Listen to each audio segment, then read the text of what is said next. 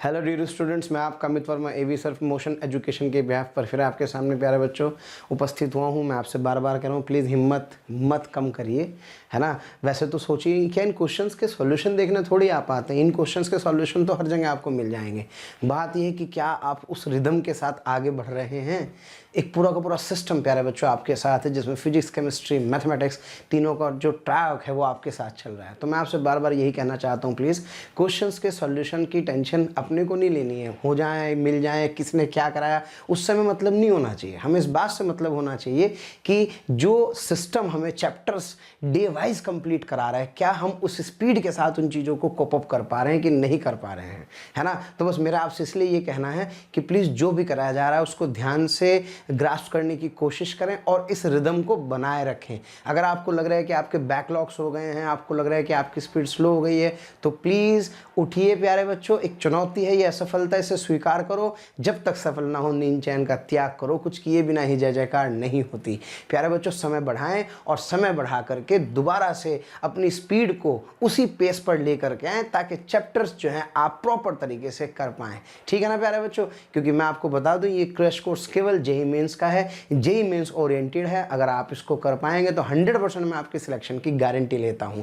और बात इतनी सी है कि रही एडवांस की, एडवांस के लिए हमारे पास बहुत मसाला है, तब की तब देखेंगे। फिलहाल एक बार हम लोगों को एंट्री करना प्यारे बच्चों बहुत जरूरी है। खैर ज़्यादा समय न लेते हुए मैं स्टार्ट कर रहा हूँ प्यारे बच्चों करंट। और आइए शुरू करते हैं प्यारे बच्चों आज का पहला सवाल। हाँ प्यारे बच्चों, पहला क्वेश्चन आप देख रहे हैं, current of 5 ampere passes through a copper conductor. Okay, copper conductor resistivity जिसकी आपको गिवन है 1.7 इंटू 10⁻⁻8। ओके, और प्यारे बच्चों of radius of cross section इतना दिया है। Find the mobility of the charges. देखो भाई, ये क्वेश्चन ये बता रहा है कि सबको पता है रेजिस्टेंस क्या होता है, सबको पता है स्पेसिफिक रेजिस्टेंस क्या होता है, कंडक्टिविटी क्या होती है, कंडक्टेंस क्या होता है, लेकिन मोबिलिटी का फार्मूला याद रहे, इसलिए प्यारे बच्चों मैंने वाला फार्मूला लिया है ना। और आपसे क्या कह रहा है, इफ दे ड्रिफ्ट वेलोसिटीज इतने, तो आपसे कह रहा है कि calculate the mobility of the charges. प्यारे बच्चों, मोबिलिटी को किससे डिनोट करते हैं?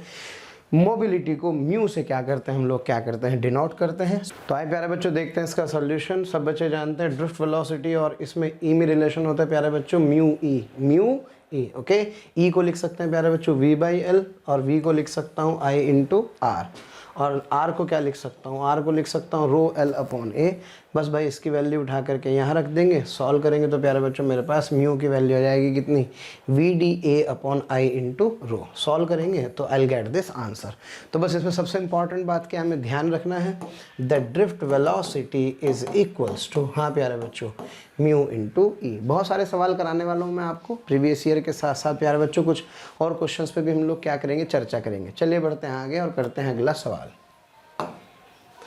हाँ जी, a battery of 3 volt is connected to a resistor dissipating इतने 0.5 watt of power if the terminal of the voltage of the battery is what, this is 2.5 volt terminal voltage, then the power dissipated with the internal resistance। तो प्यारे बच्चों उस internal resistance से कितनी power dissipate हो रही होगी ये अपने को समझना है। वैसे तो पावर के सारे फार्मूले आपको प्यारे बच्चों याद ही हैं।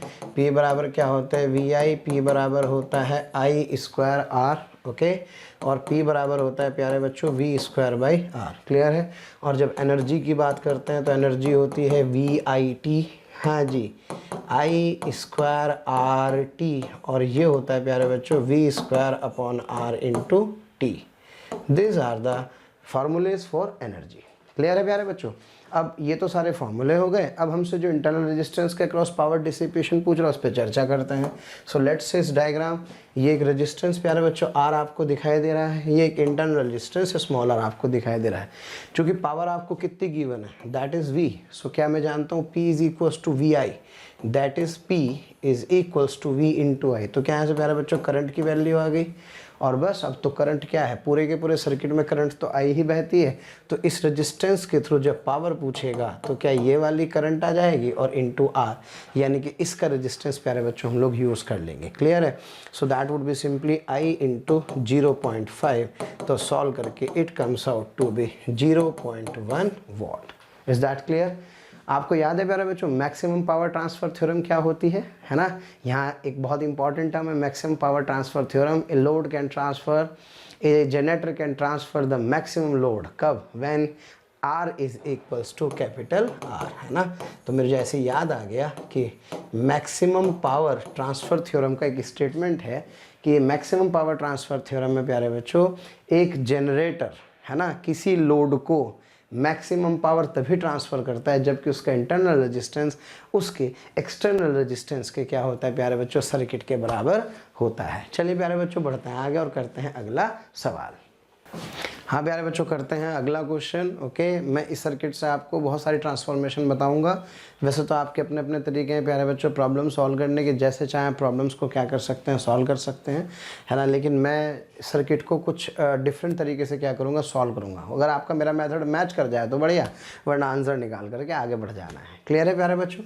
सो देखें फटाफट से, 10 वोल्ट बैटरी के अंदर प्यारे बच्चों आपसे करंट पूछ रहा है। ये जो 10 वोल्ट की बैटरी आपको दिखाई दे रही है, इस 10 वोल्ट की बैटरी के अंदर आपसे प्यारे बच्चों करंट पूछ रहा है। इससे पहले मैं चर्चा करना चाहता हूँ, अगर यहाँ 10 वोल्ट लिखा है तो 10 वोल्ट का मतलब बेसिकली पोटेंशियल डिफरेंस होता है।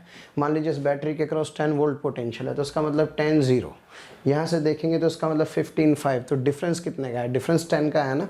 ये 5 है तो ये -5 है, 0 है तो ये कितना है प्यारे बच्चों, -10। तो इस तरह से आप इसे समझ सकते हैं, क्योंकि सर्किट को सिंप्लीफाई करने में कहीं ना कहीं प्यारे बच्चों ये जो प्रॉपर्टी है बहुत इंपॉर्टेंट रोल क्या करती है, प्ले करती है। ओके, अब एक दूसरी इंपॉर्टेंट बात प्यारे बच्चों जो मैं आपसे बताना चाहता हूँ, है ना, किसी भी सर्किट के अंदर करंट कैलकुलेट करते समय, क्या कैलकुलेट करते समय, किसी भी सर्किट के अंदर करंट कैलकुलेट करते समय अगर मान लीजिए आप रेजिस्टेंस को ऐसे लिखें, इस तरह से, ये रेजिस्टेंस यहाँ है प्यारे बच्चों, ये इसका ईएमएफ है।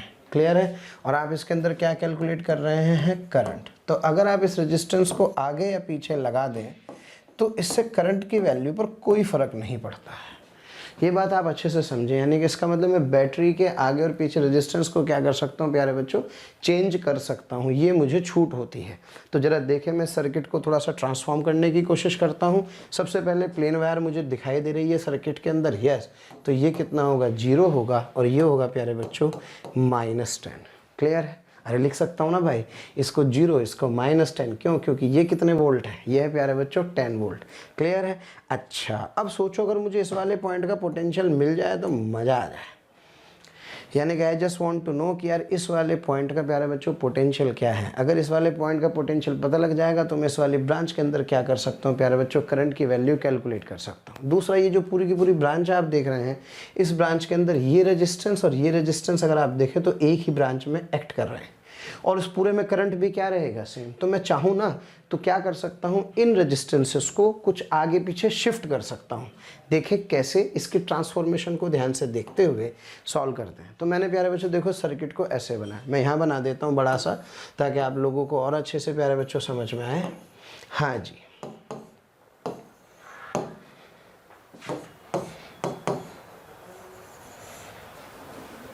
वो जो आपने 2 रेजिस्टेंस लगाए थे उनकी जगह 7 ओम कर दिया है। ये 20 वोल्ट की प्यारे बच्चों बैटरी है। ये कितने वोल्ट का है, ये 10 वोल्ट का है। और ये अपने पास एक 10 ओम का रेजिस्टेंस है और ये अपने पास एक 4 ओम का रेजिस्टेंस है। क्लियर है, बस बात खत्म हो गई। ये 10, इसको क्या दे दें, इसको 0 दे दें, इसको 0 देंगे तो ये भी क्या होगा, 0। तो ये कितना होगा, क्या है, -20 हो जाएगा। हाँ प्यारे बच्चों, इसका पोटेंशियल कितना है, x, इसका 0 है, ये 10 है, तो ये वाला पॉइंट कितना है, क्या ये -10 है।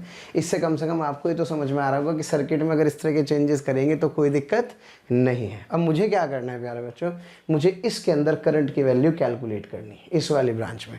तो इस वाली ब्रांच में जो भी करंट की वैल्यू होगी, ऑब्वियस अगर मैं ये x निकाल लूँगा तो मेरे पास इस वाली ब्रांच में करंट आ जाएगा और जो इसमें होगा वही इस पूरे में करंट क्या कर रहा होगा, फ्लो कर रहा होगा। तो सबसे पहले प्यारे बच्चों x की वैल्यू कैलकुलेट करते हैं जंक्शन लॉ से। क्या है जंक्शन लॉ, आप सभी जानते हैं, किरचॉफ्स लॉ में जंक्शन लॉ हम सब पढ़ते ही हैं। फिर भी मैं आपको शॉर्ट में प्यारे बच्चों एक टेक्निक बता देता हूं ताकि आपको खटाक से क्लिक कर जाए, और अप्लाई करने का तरीका भी बताने वाला हूँ कैसे उसको अप्लाई करना है। ये वोल्टेज V1, ये वोल्टेज V2, ये वोल्टेज V3 और प्यारे बच्चों ये है X, ये है आपका R1, ये है R2 और ये क्या है प्यारे बच्चों, R3। तो इसको ऐसे लिखना है अपने को, करंट यहाँ से चलाते हुए I1, I2 और प्यारे बच्चों I3। क्लियर है। तो इसको ऐसे लिखना है x minus V1 upon R1, x minus V1 upon R1। फिर इसको लिखना है yes x minus V2 upon R2 और फिर इसको लिखना है x minus V3 upon R3 is equals to 0। और तीनों करंट्स का सम किसके बराबर करना है? तीनों करंट का सम प्यारे बच्चों 0 के बराबर करना होता है। तो या तो करंट निकल जाता है या इस जंक्शन का पोटेंशियल कैलकुलेट हो जाता है। कमाल की बात यह है, ये क्या है सर? ये है I1। क्या है प्यारे बच्चों? ये I1। अगर ये टर्म आ गई पॉजिटिव, पॉजिटिव का मतलब करंट इधर फ्लो करेगा, और अगर ये टर्म क्या आ गई नेगेटिव, तो करंट एक्चुअल में इधर फ्लो कर रहा होगा। That's it.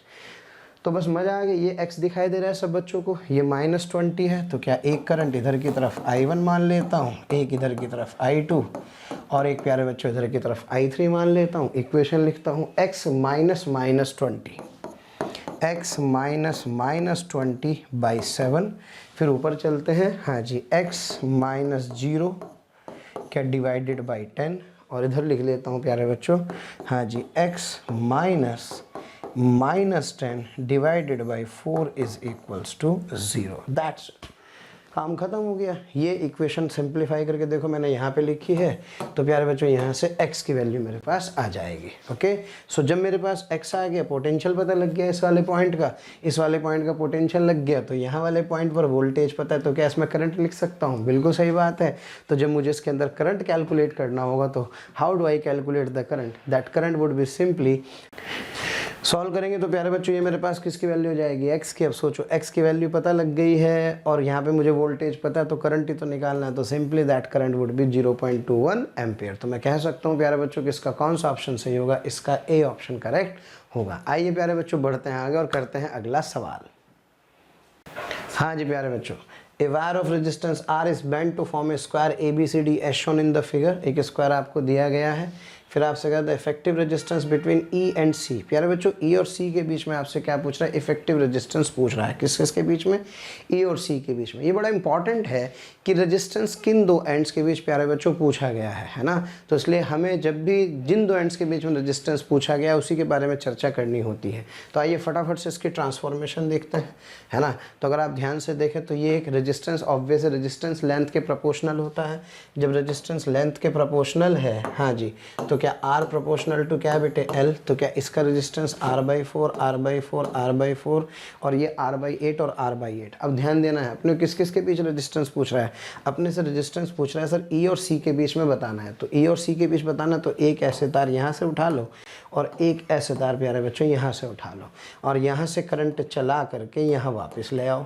तो जरा देखो, जब यहाँ से करंट जाएगा तो ये ऐसे ऐसे ऐसे ऐसे, और क्या एक करंट इधर से चला जाएगा। तो आपको समझ में आना चाहिए कि ये I1 है और ये क्या है? I2। इस पूरे में क्या रहेगा? I1 ही रहेगा। तो ये तीनों सीरीज़ में, और ये इसके साथ क्या जाएंगे? पैरेलल में। Is that clear? तो देखो इस तरह से आपका डायग्राम बन गया है। ये R/8 वाला पैरेलल में चला गया, और ये तीनों कैसे आगे प्यारे बच्चों? सीरीज़ में आ गए। बस अब तो R इक्वलेंट निकालना है। R इक्वलेंट आप सभी जानते हैं, हाँ जी, सीरीज़ कॉम्बिनेशन में R equivalent is equals to R1 plus R2 plus R3, और प्यारे बच्चों पैरेलल में 1/R equivalent is equals to 1/R1 plus 1/R2 and so on. ये फॉर्मूला लगा करके सॉल्व करके आंसर आ जाएगा, है ना। मिला लेना भाई। इसका आंसर प्यारे बच्चों D सही होगा। चलिए बढ़ते हैं आगे और करते हैं अगला सवाल। हाँ जी, a metal wire of resistance 3 ohm is elongated to make a uniform wire of double okay its previous length. That's a very important thing प्यारे बच्चों, ध्यान दें इन क्वेश्चंस को। एक मेटल वायर है जिसका रेजिस्टेंस 3 ohm है, इसको इलोंगेट किया है to make a uniform wire of double its previous length. This new wire is now bent and the end joint to make a circle. Okay, if the 2 points on the circle makes an angle of 60 degree at the center, then the equivalent resistance between these 2 points will be। जल्दी से सवाल पढ़ें, सवाल को समझें, सवाल को समझ करके सॉल्व करें। कभी कभी सवाल के पढ़ने में ही समय लग जाता है, सवाल इतना भारी नहीं होता। तो प्लीज़ कोशिश करें पहली बार में ही पढ़ करके सही आंसर तक प्यारे बच्चों पहुँचें। आइए फटाफट से समय ना खराब करते हुए देखते हैं प्यारे बच्चों इसका सॉल्यूशन, और समझते हैं कि एक्चुअल में कहना क्या चाह रहा है ना। लेंथ डबल की है, तार को खींच करके ध्यान रखना। कितना ओम था? 3 ओम था भाई। तो 3 ओम को सोचो, अगर लेंथ क्या कर दी? डबल कर दी। डबल करके क्या बना दिया? सर्कल बना दिया, एंगल 60 डिग्री बना दिया। और फिर भी आपसे क्या पूछ रहा है? फिर भी आपसे पूछ रहा है equivalent resistance between these 2 points will be. तो मज़ेदार सवाल है। आइए प्यारे बच्चों ध्यान से देखते हैं, बहुत सारे कंसेप्ट हम इसके अंदर सीखने वाले हैं। सबसे पहली बात, इसका इनिशियल रेजिस्टेंस कितना था प्यारे बच्चों? 3 ओम था। अब आपने इसकी लेंथ को क्या कर दिया? डबल कर दिया। लेंथ को डबल कर दिया तो इसका जो रेजिस्टेंस है वो 4 गुना हो जाएगा। प्लीज़ ध्यान दें, यहाँ पे R प्रोपोर्शनल टू L ही नहीं लगेगा। क्यों? क्योंकि जब आप किसी वायर को प्यारे बच्चों क्या करते हैं, स्ट्रेच करते हैं, तो स्ट्रेच करने पर लेंथ तो क्या हो गई, डबल, लेकिन प्यारे बच्चों इसका एरिया आधा भी हो जाता है। क्लियर है? तो ऐसे सिचुएशन में जो नया रेजिस्टेंस होता है that is n square of R, यानी कि पुराने वाले का कितने गुना हो जाता है, n स्क्वायर टाइम्स हो जाता है। तो जरा सोचिए, क्या 2 का स्क्वायर इंटू प्यारे बच्चों R, तो क्या 4 इंटू R, यानी कि 4 इंटू 3, यानी कि it would be 12 ohm. Is that clear? तो भाई ध्यान रखना है अपने आप को प्यारे बच्चों, ये वाला रिजल्ट। तो जरा सोचो, यही क्वेश्चन में लिखा गया है 12 ओम हो गया है। अब जरा ध्यान से देखो, हाँ जी, हमने क्या किया, इसको दो भागों में तोड़ा है। ये R1 है प्यारे बच्चों, ये R2 है, जिसका ये वाला एंगल कितने डिग्री है, 60 डिग्री आ रहा है। तो क्या इसकी लेंथ निकाल सकता हूँ? क्या प्यारे बच्चों इसकी लेंथ निकाल सकता हूँ, है ना? और इनकी लेंथ के कॉरस्पॉन्डिंग जब मैं रेजिस्टेंस लिखने वाला हूँ, तो चूंकि मुझे पता है कि अब ये जो लेंथ है वो इस रेशो में क्या हो गई है, डिवाइड हो गई है। ओके, तो अब इस रेशो में जो रेजिस्टेंस आपका टोटल रेजिस्टेंस कितना था प्यारे बच्चों, दैट टोटल इज 12। तो दैट 12 रेजिस्टेंस को हमने ब्रेक किया है इन दो लेंथ्स के रेशो में, यानी कि R1 is to R2 is yes L1 is to L2। Clear है? तो जो रेजिस्टेंस L1 होगा प्यारे बच्चों, क्या वो होगा टोटल रेजिस्टेंस का L1 अपॉन क्या बेटे L1 प्लस L2 होगा। बोलो मेरे बच्चों, भाई यही तो होगा ना। क्लियर है? चलिए फटाफट से ध्यान से देखें। अब जो टोटल रेजिस्टेंस है वो कितना है sir, this is 12 ohm, this is 12। अच्छा ये लेंथ कितनी है अपने पास सर, ये लेंथ है मेरे पास, हाँ जी, एंगल है कितना, π/3, तो π/3R, π/3R, R मान लो इसकी क्या है, रेडियस, तो ये हो गया मेरे पास sir π/3R upon L1 plus L2, यानी कि टोटल लेंथ कितनी होगी प्यारे बच्चों, टोटल लेंथ होगी 2πR, R से R कैंसिल, पाई से प्यारे बच्चों पाई कैंसिल, ये मेरे पास कितना आ गया 6 आ गया, ये मेरे पास 2 आ गया। तो ये रेजिस्टेंस मेरे पास कितना आ गया है, ये रेजिस्टेंस मेरे पास आ गया है 2 ओम। कौन से वाला, R2 कहूँ इसको, ये R2 है ना, यस। तो L2, तो ये R2 आ गया। अब R1 कैसे कैलकुलेट करेंगे सर, R1 कैलकुलेट करेंगे टोटल R का L1 upon L1 plus L2, है ना, यानी कि दिस इज 12 L1, यानी कि पूरी की पूरी जो लेंथ है, ये वाली लेंथ कितनी हो गई, ये वाली लेंथ सर, ये वाली लेंथ होगी 2π माइनस π/3, है ना भाई, 2π माइनस π/3। हाँ बेटे कितना आएगा सर, ये आएगा 5π/3। क्लियर है? तो यहाँ से मेरे पास आ गया 5π/3 divided by L1 plus L2, ये कितना था, दिस इज 2πR। प्यारे बच्चों इसको सॉल्व करेंगे तो it comes out to be what, it comes out to be 10 ohm. Clear है?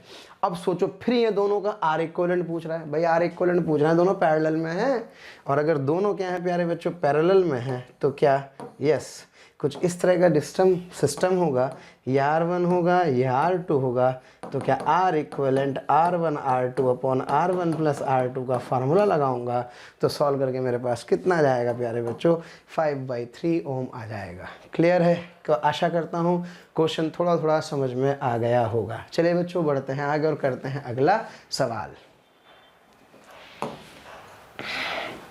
हाँ जी, इन एन एक्सपेरिमेंट, ऐसे उलझुल सवाल कभी भी पूछ लेता है। In an experiment the resistance of material is plotted as a function of temperature, ऐसे प्यारे बच्चों गिवन है आपको, तो आपसे कह रहा है इट में कंक्लूडेड कि यार कौन सी इक्वेशन इसमें से आएगी। तो भाई वैसे तो आप सभी जानते हैं एक ही ग्राफ होता है ओमिक सर्किट का प्यारे बच्चों, ये होता है ना भाई, जो मेरे पास जो V वर्सेस I का जो प्यारे बच्चों हम ग्राफ बनाते हैं, उस वाले ग्राफ में भाई ये अपने पास V है और ये क्या है, करंट के साथ प्लॉट करते हैं, ये इसका थीटा होता है। तो क्या tan थीटा कितना बेटे, V/R, इसको आप क्या कहते हैं, रेजिस्टेंस कहते हैं। और ये स्ट्रेट लाइन है, ओरिजिन से पास कर रहा है, तो क्या कहलाता है, ओमिक सर्किट कहलाता है। अनोमिक सर्किट होता है तो यही ग्राफ थोड़ा सा क्या हो जाता है प्यारे बच्चों, चेंज हो जाता है। यही हम लोगों ने बेसिकली स्टडी किया है। लेकिन अब एक अजीब सा ग्राफ आपको दिया और इसमें रिलेशन पूछ रहा है, तो सिंपल मैथमेटिक्स लगानी है अपने को। हाँ जी, आओ जरा देखें ये कौन सी लाइन है sir, this line is y is equals to, intercept क्या है या c, और प्यारे बच्चों उसका स्लोप क्या है, निगेटिव, तो y is equals to minus mx plus c लगाना है। बस मज़ा आ गया। तो अगर मैं y is equals to mx plus c लगाऊंगा तो y की जगह पे तो आप देख रहे हैं ln r लिखा हुआ है, आशा करता हूँ सब बच्चों को दिखाई दे रहा होगा, ये ln r, ओके। हाँ जी, और x 1/t² है प्यारे बच्चों। तो क्या इसका मतलब ये मेरे पास एक सेकंड इक्वेशन आ गई है, ये कांस्टेंट आ जाएगा ऑब्वियस है सी। इसको सिंप्लीफाई कर लेंगे, सिंप्लीफाई करके ये रिलेशन मेरे पास आ जाएगी। तो मैं इस ग्राफ को देख के प्यारे बच्चों बता सकता हूँ कि कौन सी रिलेशन सही होगी। आशा करता हूँ समझ में आ गया होगा, है ना भैया। इसका एंटीलॉग ले लिया यार, ठीक है। तो कौन सा ऑप्शन सही होगा? इसका ऑप्शन सी सही होगा। चलिए बढ़ते हैं आगे और करते हैं अगला सवाल। थैंक यू स्टूडेंट्स, आप लोगों का बहुत प्यार मिल रहा है इस फ्री ऑनलाइन क्रैश कोर्स के द्वारा। जो आप लोग देख रहे हैं उसमें आपके लाइक्स और कमेंट्स कंटिन्यूसली प्यारे बच्चों प्राप्त हो रहे हैं। देख करके बहुत अच्छा लगता है, मोटिवेशन मिलता है। मैं आपके साथ एक इन्फॉर्मेशन और शेयर करना चाहता हूं प्यारे बच्चों, जो कि डिस्क्रिप्शन बॉक्स में दी गई है। वहां पर एक लिंक दिया गया है, प्लीज़ आप उस लिंक पर क्लिक करें और इस लिंक पर क्लिक करके रजिस्ट्रेशन करवाएं आपके इस जेईई मेंस के क्रैश कोर्स की ऑनलाइन टेस्ट सीरीज़ के लिए, जो बिल्कुल फ्री है। ठीक है प्यारे बच्चों। साथ ही साथ जो बच्चे कोटा आकर जेईई एडवांस की तैयारी करना चाहते हैं उनको भी मैं बता दूं कि उनके लिए एक लिमिटेड सीट्स वाला एक बैच हम लोग स्टार्ट कर रहे हैं, जिसकी डेट है प्यारे बच्चों 27 जनवरी। तो प्लीज़ प्रायर रजिस्ट्रेशन कराएं और उस बैच को अगर आप ऑफलाइन ज्वाइन करना चाहते हैं तो उसको ज्वाइन करके अपने जेईई एडवांस की सक्सेस को प्यारे बच्चों श्योरिटी में कन्वर्ट करें। Thank you very much. हाँ प्यारे बच्चों, अगला क्वेश्चन करते हैं। The space between the two concentric conducting sphere of radii a and b is filled a medium of resistivity rho. The resistance between this two spheres is. भाई बहुत standard सवाल है, इसके रिजल्ट बड़े इंपॉर्टेंट हैं और मैं आपको बताऊं कि मैं इस एक क्वेश्चन से आपके 4-5 क्वेश्चन प्यारे बच्चों कवर कराने वाला हूं। सबके रिजल्ट्स आपको अच्छे से याद रखने हैं। क्लियर है? तो पहले तो फिलहाल इसके बारे में चर्चा करें, है ना। फिर मैं आपको इसके साथ साथ प्यारे बच्चों 4-5 रिजल्ट और बता देता हूँ। वैसे तो आप सभी जानते हैं रेजिस्टेंस का फार्मूला होता है ρl/a। Is that clear? लेकिन कभी कभी क्या होता है प्यारे बच्चों, फैक्टर्स क्या करते हैं, वेरी करते हैं। तो इस सिचुएशन में जब आप रेजिस्टेंस कैलकुलेट करते हैं तो आप dr निकालते हैं। क्या लिखते हैं प्यारे बच्चों? dr, and that dr is equals to ρdx/da। और फिर क्या करते हैं, r निकालने के लिए इसका इंटीग्रेशन कर देते हैं। तो इसका इंटीग्रेशन करने से यस प्यारे बच्चों आपके पास क्या आ जाता है, रेजिस्टेंस की वैल्यू कैलकुलेट हो जाती है। तो ये ध्यान रहिए वेरिएबल की टर्म्स में है। अब वेरिएबल कुछ भी हो सकता है, रो वेरी करे, एक्स वेरी करे, ए वेरी करे, बहुत सारी चीज़ें प्यारे बच्चों यहाँ पर हैं। तो space between the to concentric conducting sphere of radii A and B is filled with a medium of resistivity rho. Okay, so आपसे पूछ रहा है the resistance between these two spheres would be। तो भाई सबसे पहला काम, दो स्फीयर बनाते हैं। हाँ जी, इसकी इनर रेडियस कितनी है बेटे A और इसकी आउटर रेडियस कितनी है B। और फिर क्या करते हैं, फिर वही बात जो मैंने इलेक्ट्रोस्टैटिक्स में कितने सारे सवाल कराए थे, क्या यहाँ पर एक छोटू सा एलिमेंट ले लेते हैं। ओके, ये प्यारे बच्चों एलिमेंट ले लिया जाए लाइक दैट। हाँ जी, ओके यस, यहाँ पे एलिमेंट ले लिया जाए। अब आपसे रेजिस्टेंस पूछ रहा है तो उसमें क्या होता है, ये मान लेते हैं कि अंदर वाले का पोटेंशियल V1 और बाहर वाले का V2। तो ये करंट की डायरेक्शन है। किसकी डायरेक्शन है प्यारे बच्चों? सो this is the direction of current like that. अच्छा कमाल की बात है, जो लेंथ हम लोग लेते हैं, ये लेंथ dx जो होती है, ये dx वो लेंथ होती है जिस डायरेक्शन में करंट होता है, और एरिया हमेशा वो होता है जो कि इस करंट के परपेंडिकुलर होता है। तो इस सिचुएशन में जो एलिमेंट आप ले रहे हैं, इस एलिमेंट की लेंथ तो प्यारे बच्चों आप dr लें, क्योंकि आपने r पे जाके एक dr मोटाई की रिंग कंसीडर की है। और साथ ही साथ जो इसका एरिया लिया है, that area is yes 4πr का स्क्वायर। तो इससे मेरे पास क्या आ जाएगा प्यारे बच्चों, d आ जाएगा और dx आ जाएगा। ओके, और मैं इसको फिर क्या कर दूंगा, इंटीग्रेट कर दूंगा। कहाँ से कहाँ तक, a से लेकर के b तक तो मेरा काम हो जाएगा। क्लियर है? So that resistance that rho is equals to integral yes rho yes this dx is simply dr and this dA is yes 4πr² dr। और लिमिट कहाँ से कहाँ तक प्यारे बच्चों, a से लेकर के b तक इंटीग्रेट करेंगे तो सॉल्व करके अपना आंसर आ जाएगा। क्लियर है? तो प्यारे बच्चों यही सेम सिचुएशन यहाँ पर है। ये रेडियस कितनी है r पे जा कर के एक dr मोटाई का एक स्फेरिकल शेल चूज़ कर लिया गया है। क्लियर है ना प्यारे बच्चों? तो बस हो गया यही सिचुएशन, जो कि तो इंटीग्रेट करोगे, इंटीग्रेट करके रिजल्ट आएगा। प्लीज़ आपसे रिक्वेस्ट है इस रिज़ल्ट को याद रखें। जेईई मेंस के पॉइंट ऑफ व्यू से ये रिज़ल्ट बहुत इंपॉर्टेंट है, that r is equals to 1/4 pi 1/a yes minus 1/b, that is 1/4 pi, हाँ प्यारे बच्चों, ab, और ये मेरे पास आ जाएगा b माइनस a। अच्छा, अब एक बात का प्यारे बच्चों ध्यान दें आप लोग, छोटी सी इंपॉर्टेंट बात बताता हूँ मैं। इसमें सारे के सारे रिजल्ट लिख रहा हूँ जो रिजल्ट आपके काम आएंगे, है ना। जिसमें सबसे पहला जो रिजल्ट है ये वाला, अगर ये एक सिलेंड्रिकल ऑब्जेक्ट है और इस सिलेंड्रिकल ऑब्जेक्ट का यस जो स्पेसिफिक रजिस्टिविटी है वो रो है, प्यारे बच्चों इस पॉइंट का पोटेंशियल है V1, इस पॉइंट का पोटेंशियल है V2, ये पूरा V1 ये V2, क्या करंट की जो फ्लो की डायरेक्शन होगी, क्या this is the direction of flow of current. तो इस सिचुएशन में जो इसका रेजिस्टेंस आप लोग लिखते हैं, that resistance R is equals to rho L upon, हाँ जी, माना इसकी रेडियस कितनी है R, rho L upon pi R का square, okay, that is that electrical resistance. अच्छा, अगर आप इसके अंदर प्यारे बच्चों को छोटा मोटा सेक्शन, हाँ जी, यहाँ पर इस तरह का ले लें, जिसकी इनर रेडियस क्या हो, जिसकी इनर रेडियस हो R1, जिसकी आउटर रेडियस क्या हो R2, और ये मसाला ये पूरा का पूरा यहाँ रो हो, अंदर से एम्प्टी हो। तो इस सिचुएशन में that electrical resistance is equals to rho L upon pi yes R2 square minus R1 square होता है। लेकिन ध्यान रहे यहाँ पोटेंशियल V1 है, यहाँ पोटेंशियल V2 है। अब क्वेश्चन ये है प्यारे बच्चों कि इसी आर्टिकल के अंदर थोड़ा सा चेंज करते हैं। क्या चेंज करने वाले हैं कि अगर मान लीजिए ये कंडक्टर है, ओके, और इस कंडक्टर के अंदर का पोटेंशियल V1 और बाहर का V2 है। Now this is the question, ये V1 और ये प्यारे बच्चों V2, V1 बड़ा है किससे, V2 से, तो ये करंट की डायरेक्शन होगी, ओके। और अगर ये प्यारे बच्चों करंट की डायरेक्शन होगी तो इस सिचुएशन में इसका रेजिस्टेंस क्या होगा, दिस इज द क्वेश्चन।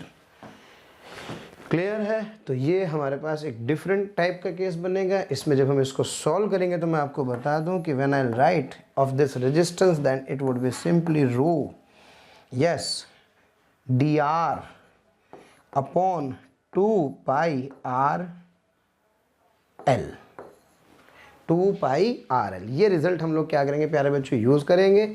और अगर इसकी इनर रेडियस R1 हो और आउटर रेडियस R2 हो तो R1 से लेकर के R2 तक इसको इंटीग्रेट कर देंगे। तो इसका जो रिज़ल्ट आएगा that would B rho upon 2 pi L ln, हाँ जी, क्या आ जाएगा प्यारे बच्चों, R2 upon R1, okay. So that would B it's electrical resistance. तो प्यारे बच्चों दोनों केसेस का ध्यान रखना है, इस वाले केस का भी ध्यान रखना है और इस वाले केस का भी ध्यान रखना है कि पोटेंशियल अगर V1 V2 यहाँ है तो इसमें ये करंट की डायरेक्शन होगी, लेकिन अगर पोटेंशियल अंदर V1 और बाहर V2 है तो फिर आपको ये वाला फार्मूला प्यारे बच्चों यूज़ करना होगा।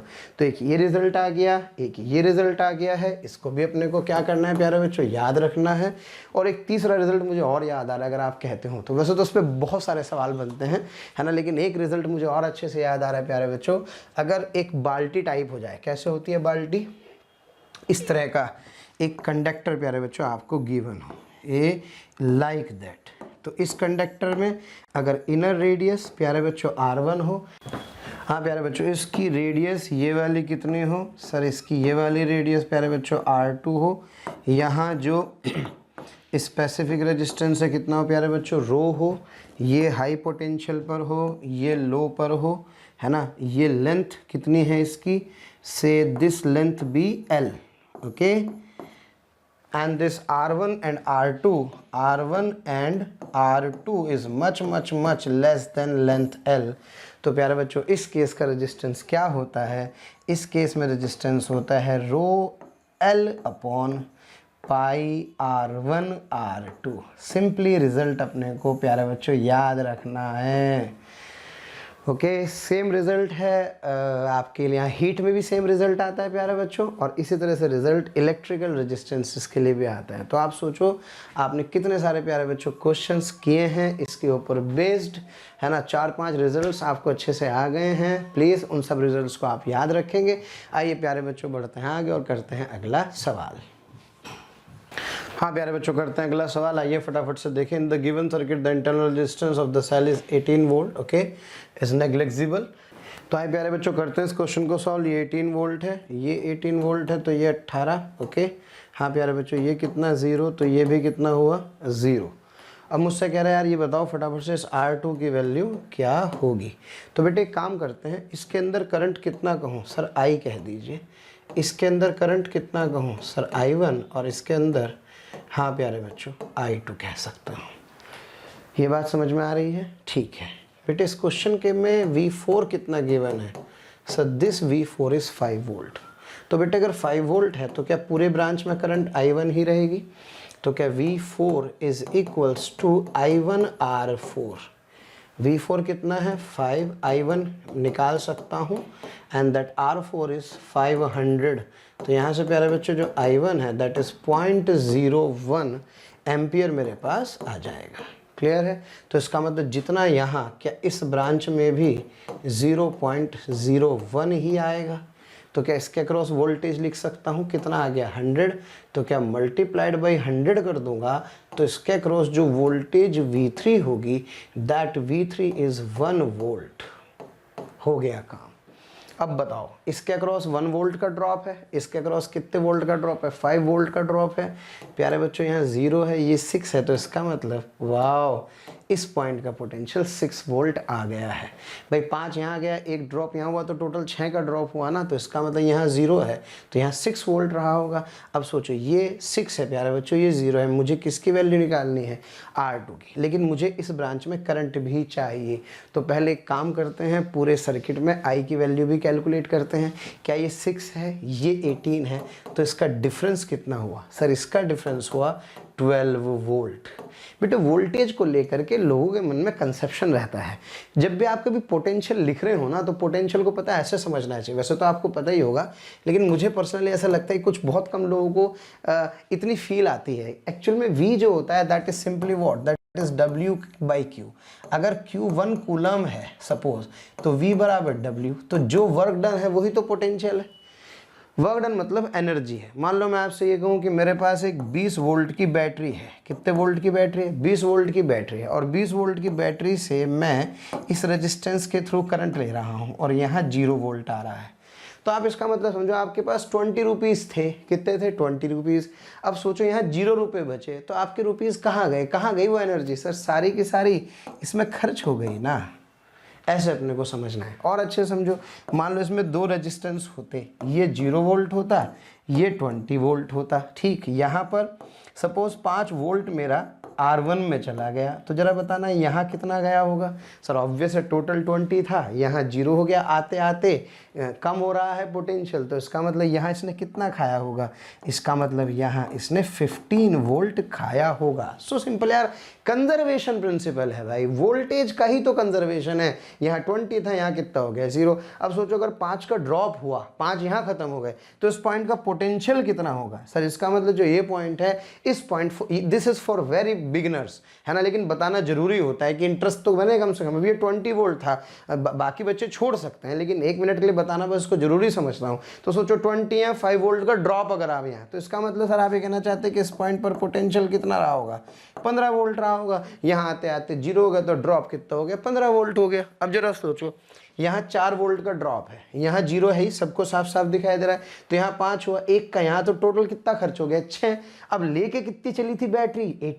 18 लेकर के चली थी, 6 यहाँ खर्च हो गया, तो इसका मतलब यहाँ कितना, यहाँ 6 यहाँ खर्च हुआ। ओके, तो इसका मतलब यहाँ पे 6 था। अब सोचो यहाँ 18, यहाँ 6, तो 12 हुआ ना भाई, ये सिंपल 12 हुआ। अब सोचो 12 ये कितना है प्यारे बच्चों? आया, तो क्या टोटल करंट I लिख सकता हूँ? Yes sir, that I is equals to V/R1, that is 12/R1। कितना है प्यारे बच्चों? R1 है मेरे पास 400। कितना है प्यारे बच्चों? 400। तो ये मेरे पास आ जाएगा 0.003 एम्पियर। अब सोचो टोटल करंट कितनी आ गई, टोटल करंट आ गई 0.003, इसमें कितनी चली गई, इसमें चली गई सर मेरी 0.01, तो इसमें कितनी गई 0.02, बस खत्म बात। वोल्टेज मुझे पता है इसके क्रॉस कितनी है 6 और 0, पैरेलल में वोल्टेज क्या रहती है सेम, तो क्या 6 इज इक्वल्स टू, हाँ बेटे क्या I2 इंटू R2 लगा सकता हूँ, तो that 6 is equals to 0.02 into, हाँ जी R2 की वैल्यू मुझे क्या करनी है कैलकुलेट, तो क्या प्यारे बच्चों सॉल्व करूँगा, so that R2 is equals to, हाँ भाई ये कितना आ गया बेटे सर, ये आ गया है सो ये 3, तो that R2 is equals to 300 ohm. तो मैं कह सकता हूँ कि इसका ऑप्शन कौन सा सही होगा प्यारे बच्चों, इसका ऑप्शन ए सही होगा। जेईई मेंस के लिए भारी आए या ना आए, हल्का तो आना ही चाहिए, समझ में आ रहा है, और फील आनी चाहिए प्यारे बच्चों क्वेश्चन को करते समय। चलिए प्यारे बच्चों बढ़ते हैं आगे और करते हैं अगला सवाल। हाँ प्यारे बच्चों, पेपर के टाइम पे इस तरह की इन्फॉर्मेशन आपको विचलित कर सकती हैं, ऐसा लगेगा अरे यार पढ़ा तो है नहीं, तो कॉमन सेंस से आपको आंसर देना होगा, क्वेश्चन पढ़ा हुआ होगा थोड़ा सा आपके लिए प्यारे बच्चों आसान होगा। तो देखिए the resistance of A hot tungsten filament okay is about 10 times the cold resistance. तो आपसे पूछ रहे what will be the resistance of 100 what and 200 volt lamp when not in use. Okay जब ये यूज़ नहीं किया गया। यार सवाल आसान है, इसका मतलब ऑब्वियस है कोल्ड के बारे में पूछ रहा है, तो फिर फॉर्मूला कब लगाते हैं, फॉर्मूला तब लगाते हैं जब हम ये मान करके चलते हैं कि वो ऑब्वियस है, यूज़ में आ रहा है, यानी कि हॉट है, बस इतना सा अपने को ध्यान रखना है। तो इस केस में प्यारे बच्चों सबसे पहले P is equals to V square by R. Okay तो यहाँ से मेरे पास जो रेजिस्टेंस आएगा ऑब्वियस है this resistance is the hot resistance, तो that is V square by P. Yes ये मुझे प्यारे बच्चों गिवन है, तो क्या 400 ओम आ गया। अब आप समझ रहे हैं कि जो कोल्ड वाले और हॉट वाले में डिफरेंस है कितने का, 10 का फैक्टर का, तो इसका मतलब जो इसका कोल्ड रेजिस्टेंस होगा that is what, that is 40 ओम। चलिए बच्चों बढ़ते हैं आगे और करते हैं अगला सवाल। हाँ जी, the resistance of a bulb filament is 100 ohm okay at a temperature of 100 degree Celsius if the coefficient of resistance to be इतने पर डिग्री सेल्सियस। तो प्यारे बच्चों आपसे पूछ रहा है its resistance will become 200 ohm at temperature of, यानी कि आपसे पूछ रहे हैं कि यार इसका जो 200 ओम रेजिस्टेंस होगा वो कितने टेम्परेचर पर होगा। भाई ये टॉपिक्स ऐसा है जो हम लोग अवॉइड करते हैं, कम पढ़ते हैं, लेकिन प्लीज़ इस टॉपिक को अच्छे से पढ़ के जाना है, नहीं है तो इन क्वेश्चंस को करना। 2-3 क्वेश्चन मैं आपको इसके ऊपर कराऊंगा ताकि आपकी प्यारे बच्चों प्रैक्टिस हो जाए। बहुत बढ़िया सवाल है, ध्यान रहे, है ना। क्या फार्मूला लगना है, सब बच्चे जानते हैं, ये वाला फार्मूला लगना होता है R theta is equals to R naught 1 plus alpha delta theta. Okay let resistance of the bulb filament is R0 okay at 0 degree Celsius. तो ये मेरे पास प्यारे बच्चों एक एक्सप्रेशन होता है, इसमें अल्फा को कांस्टेंट मान करके चलते हैं, ध्यान रहे। अब जरा सबसे पहले सोचो कितने ओम था, 100 ओम। ये कितना है R0, तो R0 ही होगा क्या 1 प्लस अल्फा डेल्टा टी, है ना। डेल्टा थीटा की वैल्यू कितनी होगी, delta theta would be what 100 minus 0। Clear है प्यारे बच्चों। अब क्या कह रहा है 200 पूछ रहा है कितने टेम्परेचर पर होगा, let's say this temperature B x, है ना, यानी कि सेकंड केस में that delta theta is x minus 0।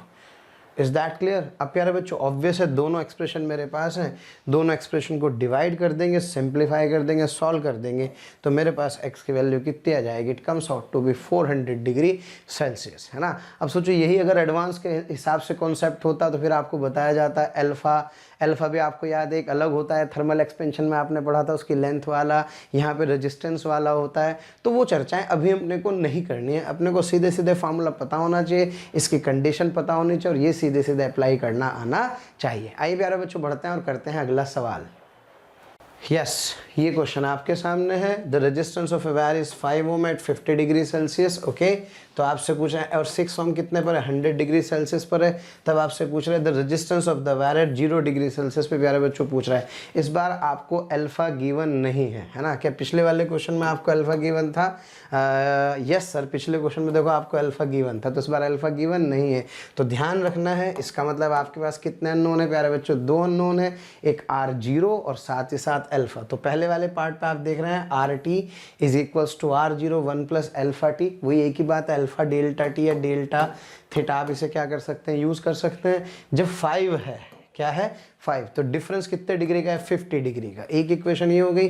6 है कितने पर प्यारे बच्चों 6 है 100 पर। दोनों को डिवाइड करके किसकी वैल्यू निकाल दी अल्फा की वैल्यू आ गई। बस अल्फा की वैल्यू उठा करके एक इक्वेशन में रख देंगे। क्यों भाई बेटे, तो मेरे पास किसकी वैल्यू आ जाएगी, मेरे पास R0 की वैल्यू आ जाएगी। क्लियर है। तो प्लीज़ इस वाले फार्मूले को प्यारे बच्चों आप जरूर याद रखें, बहुत काम आने वाला फार्मूला है। चलिए बढ़ते हैं आगे और करते हैं अगला सवाल।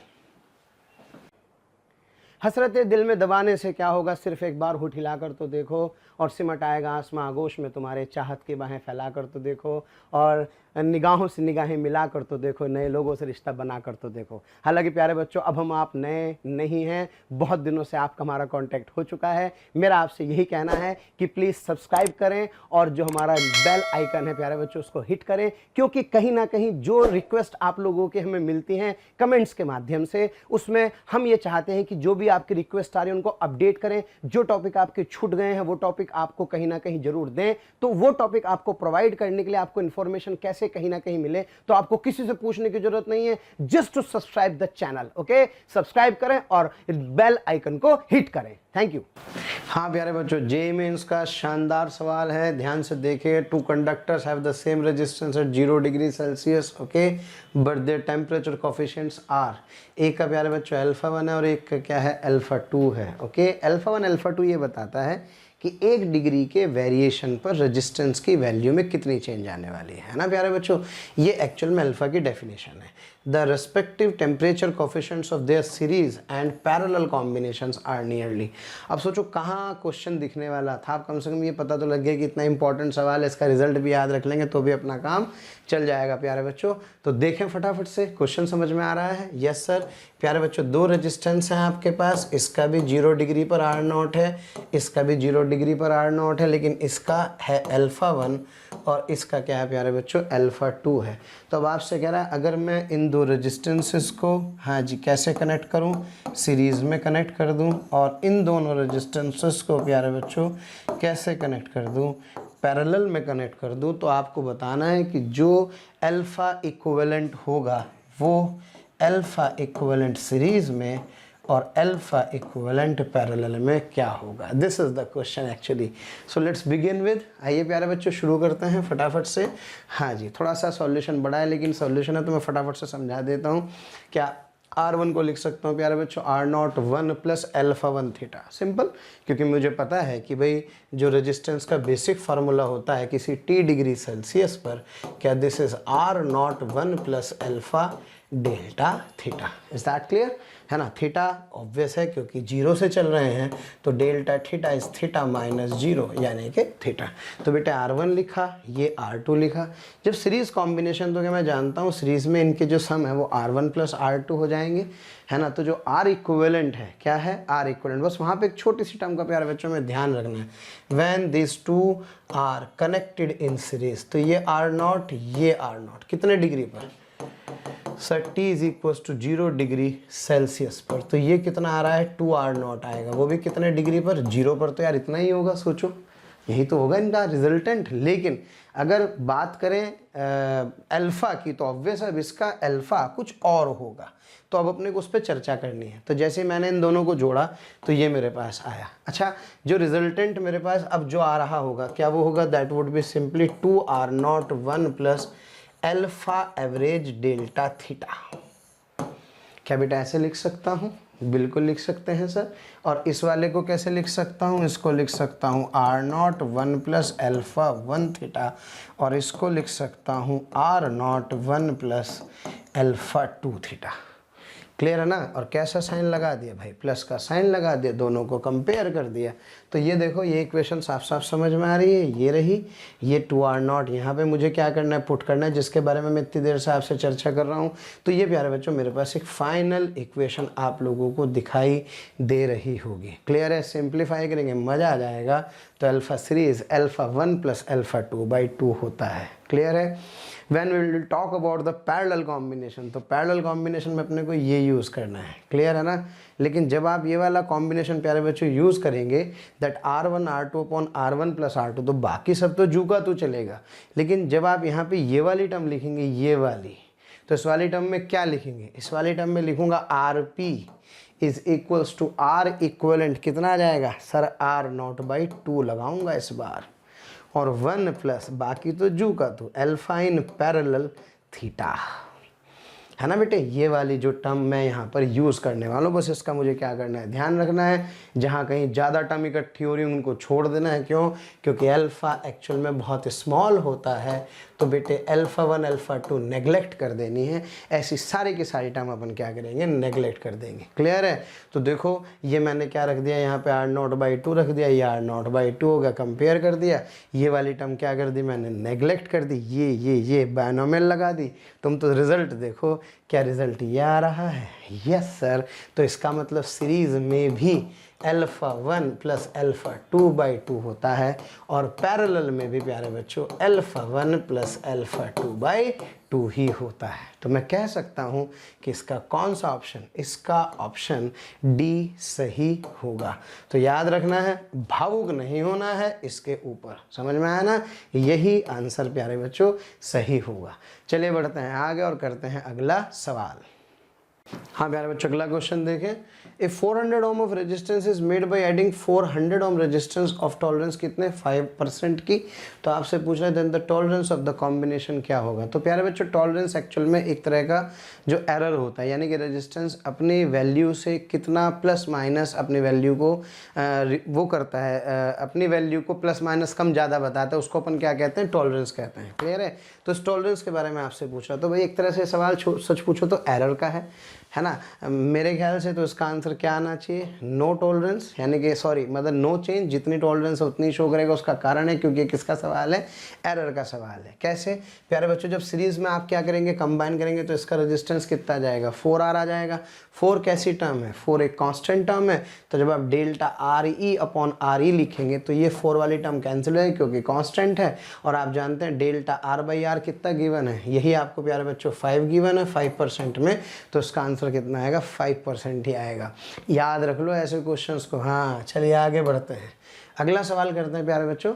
हाँ जी, if a wire is stretched to make 0.1% longer then resistance would be, JEE mains 2011 में प्यारे बच्चों सवाल पूछा गया, फटाफट से देखें। स्ट्रेच किया गया, और वैसे भी परेशानी कैसे दे दी, परेशानी दे रहा है परसेंटेज में, है ना, और कम है। ओके तो आपको क्या गिवन है, इसकी लेंथ, यानी कि आपको गिवन है प्यारे बच्चों delta L by L that is 0.1%। तो आपसे पूछा है कि इसके रेजिस्टेंस पर प्यारे बच्चों क्या इफेक्ट पड़ने वाला है। ऑब्वियस है, स्ट्रेच किया है तो क्या इसका एरिया भी चेंज होगा, लेकिन क्या चीज़ चेंज नहीं होगी सर, इस केस में इसका मास हमेशा फिक्स रहेगा।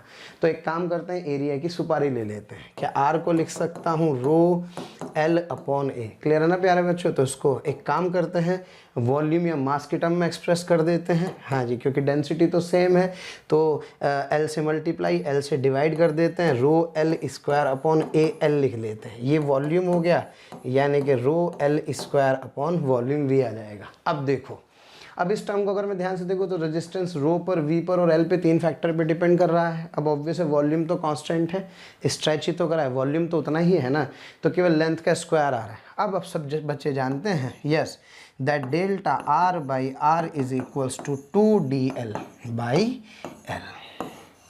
बेटे फार्मूला है फ्रैक्शनल चेंज का, सब बच्चे ध्यान रखें। अगर कहीं ऐसा लिखा हो कि y is equals to a to the power m b to the power n a b और m n p हो, तो जो fractional change dy by y 100% में होता है that is m times of dA by a, okay percentage में, plus n times of dB by b percentage में, plus p times of dc by z। और ये p की जगह हम माइनस साइन लगाना है अपने को, है ना, क्योंकि ये अपॉन में है, और ये है प्यारे बच्चों पूरा का पूरा परसेंटेज में। तो इससे मैं क्या कर सकता हूँ, उसका फ्रैक्शनल चेंज कैलकुलेट कर सकता हूँ। ये फार्मूला है, लेकिन ये फार्मूला तभी वैलिड है जबकि चेंजेस 0 से 5% के आसपास होते हैं। Is that clear? चलो भाई सवाल हो गया। 2 into D L by L, तो क्या बेटे 2 इंटू 0.1, तो जो मेरा आंसर है वो कितना आ गया है sir, it comes out to be, हाँ जी 0.2%। क्लियर है प्यारे बच्चों। अच्छा एक और बात ध्यान रखें, अब ये कह रहा है वायर स्ट्रेच कर रहा है, स्ट्रेच कर रहा है इसका मतलब लॉन्गर यानी कि बढ़ रही है। अगर कोई चीज टर्म बढ़ रही है तो उस केस में dl/l को पॉजिटिव लेंगे, okay, if l is increasing. और अगर ये डिक्रीज कर रहा होता तो यहाँ dl/l को क्या ले लेते, नेगेटिव। क्लियर है। तो ऐसी जरा देखो यहाँ पर लेंथ बढ़ रही है तो ये पॉजिटिव लिया, चूंकि अब आंसर पॉजिटिव आ रहा है इसका मतलब dr/r भी पॉजिटिव आ रहा है, तो इसके पॉजिटिव आने का मतलब r की वैल्यू भी इंक्रीज कर रही होगी। तो मैं कह सकता हूँ कि it would be increase by 0.2%, यानी कि that option A is the correct answer. Okay बच्चों, चलिए बढ़ते हैं आगे और करते हैं अगला सवाल। हाँ जी, एक क्वेश्चन प्यारे बच्चों एरर का एक और करा रहा हूँ, ध्यान से देखें। The resistance of a given wire is obtained by measuring the current flowing in it and the voltage, सब बच्चे जानते हैं V is equal to IR की बात कर रहा है। If the percentage error in measuring the current and the voltage is इतने इतने परसेंट, ओके, कितने कितने परसेंट दे रखा है, वोल्टेज डिफरेंसेस 3% ईच, यानी कि आपसे कह रहा है यार dV/V multiplied by 100 is what? So this is 3%, and this di/I multiplied by 100 is again what? This is also प्यारे बच्चों 3%। तो आपसे पूछ रहा है यस रेजिस्टेंस कितना होगा। अभी तो आपको बताया है जब चेंज बहुत छोटा होता है तो क्या R को लिख सकता हूँ बेटे V/I। क्लियर है। तो that yes dr/r is equals to क्या, dV/V, और ये है माइनस di/I। क्लियर है प्यारे बच्चों। अब आपसे कह रहा है एरर। अब सुनो दो बातें हैं, बहुत इंपॉर्टेंट पॉइंट पे चर्चा करने वाला हूं। अगर पूछता है परसेंटेज चेंज तो साइन लेंगे माइनस, लेकिन अगर पूछेगा एरर तो बेटे एरर में हमेशा पॉजिटिव लिया जाता है। हमेशा क्या लिया जाता है, पॉजिटिव। बस इतना ध्यान रखना। अब बताओ एरर पूछ रहा है या परसेंटेज चेंज पूछ रहा है, एरर, तो यहाँ माइनस का प्लस करूंगा तो यानी कि that dr/r is equals to yes dV/V plus di/I। Clear है बेटे। अब एक बात बताओ, मल्टीप्लाई 100 से कर सकता हूँ तो यहाँ से क्या मैं इसको लिख सकता हूँ, yes that dr/r into 100 is equals to dV/V into 100 plus di/I into 100। ये 3%, ये 3%, तो टोटल कितना, टोटल इज 6%। क्लियर है। तो मैं कह सकता हूँ कि इसका कौन सा ऑप्शन, इसका ए ऑप्शन सही होगा। इसलिए प्लीज़ ध्यान रहे परसेंटेज चेंज पूछ रहा है या एरर पूछ रहा है, इस वाली बात पर प्यारे बच्चों जरूर फोकस करें। क्लियर है। आइए बढ़ते हैं आगे और करते हैं अगला सवाल। आए प्यारे बच्चों करते हैं अगला सवाल। When 5 volt potential difference is applied across a wire of length इतने metre, the drift speed is इतने, if the electron density of the wire is इतने, then the resistivity of the material is close to. प्यारे बच्चों JEE में आया हुआ सवाल है। फिर मैं आपसे कह रहा हूँ भारी क्वेश्चन नहीं है, लेकिन आपको बहुत तेजी के साथ चीज़ों को क्या करना है, कनेक्ट करना है, वेरिएबल्स को कनेक्ट करना है। तो मैं जानता हूँ I इज इक्वल्स टू क्या होता है, NAVD। ओके, I को क्या बेटे V/R लिख सकता हूँ इस तरह से, R को लिख सकता हूँ ρL/A, सिंप्लीफाई कर दूंगा, वैल्यू लिख दूंगा तो मेरे पास क्या आ जाएगी प्यारे बच्चों, रो की वैल्यू आ जाएगी। और प्लीज़ राउंड ऑफ करके इसको आप क्या कर सकते हैं, लिख सकते हैं, तो you will get the answer. आइए करते हैं अगला सवाल। हाँ भाई देखो, ऐसे क्वेश्चन का जवाब तो आपको एनसीईआरटी में ही मिलने वाला है, इसलिए प्लीज़ ग्राफ को ध्यान से रखें प्यारे बच्चों, ग्राफ को ध्यान से देखें। ये आप लोग घर से देखेंगे, ग्राफ को देखना होगा, लेकिन मैं आपको आंसर बता दूं। The temperature dependence of the resistance of the copper, yes copper मतलब मेटल है ना भाई। और आपके पास जानते हैं सिलिकॉन, सिलिकॉन मतलब obviously semi conductor, semi conductor. Clear है ना प्यारे बच्चों। दो डिफरेंट चीज़ें हैं, देखती मन में विचार आ रहा होगा, अच्छा हाँ यार इनकी टेम्परेचर डिपेंडेंस उल्टी होती है। हाँ जी, तो आपसे कह रहा है कि 300 to 400 केल्विन पर best described bye linear increase for copper, exponential increase for silicon, linear increase of copper, exponential decrease for silicon. ये देखिए ग्राफ आप देख रहे हैं, इसमें ग्राफ में थोड़ा सा चौंकाने वाली बात क्या है, देखिए ये तो समझ में आता है कि जो मेटल्स होते हैं जैसे कॉपर, ऑब्वियसली टेम्परेचर बढ़ने पर प्यारे बच्चों इनका रेजिस्टेंस बढ़ता है। और जो सेमीकंडक्टर्स होते हैं प्यारे बच्चों, इन सेमीकंडक्टर्स के लिए हम सभी जानते हैं कि सेमीकंडक्टर्स में टेम्परेचर बढ़ने पर प्यारे बच्चों रेजिस्टेंस क्या होता है, कम होता है। क्लियर है ना। अब बात ये कि एक्सपोनेंशियली है या लीनियरली है, ये आपको कहाँ जानना है, ये आप पढ़ेंगे एनसीईआरटी से, तो प्लीज़ एनसीईआरटी में ग्राफ दिए उसको अच्छे से स्टडी करें, वहाँ पे आपको इसका जवाब मिल जाएगा। क्लियर है? The option is B is the correct. याद रखिए, the resistance increases linearly and for the silicon the resistance decreases exponentially. सीधे सीधे ग्राफ से प्यारे बच्चों आपको समझ में आ जाएगा। क्लियर है? देखते हैं जरा एनसीईआरटी एक बार तुमने ध्यान से पढ़ी भी कि नहीं पढ़ी। Next question. हाँ प्यारे बच्चों, अगला सवाल।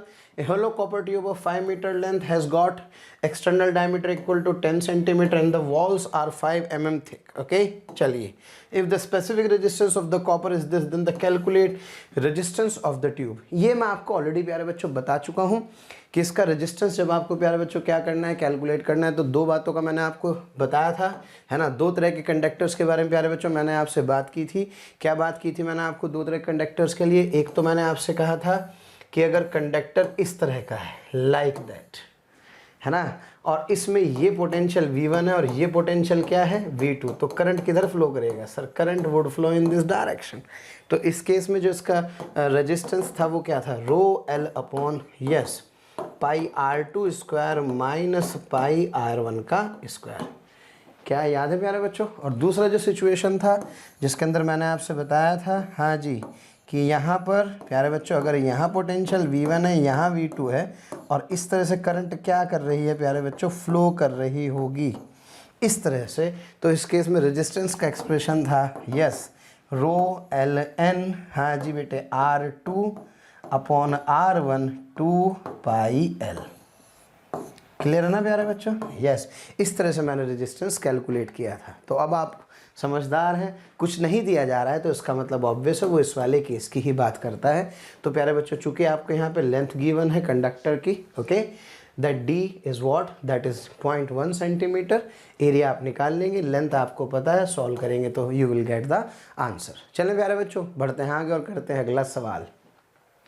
हाँ जी, in order to increase the resistance of a given wire of uniform cross section is yes 4 times its value, fraction of its length is stretched uniformly till the full length of the wire becomes 3/2 times the original length, what is the value of this fraction? Okay प्यारे बच्चों ध्यान से समझे, ये आपके पास एक wire है, ठीक है। अब वो कह रहा है यार in order to increase the resistance of a given wire of uniform cross section to 4 times its value, okay, a fraction of its length is stretched uniformly.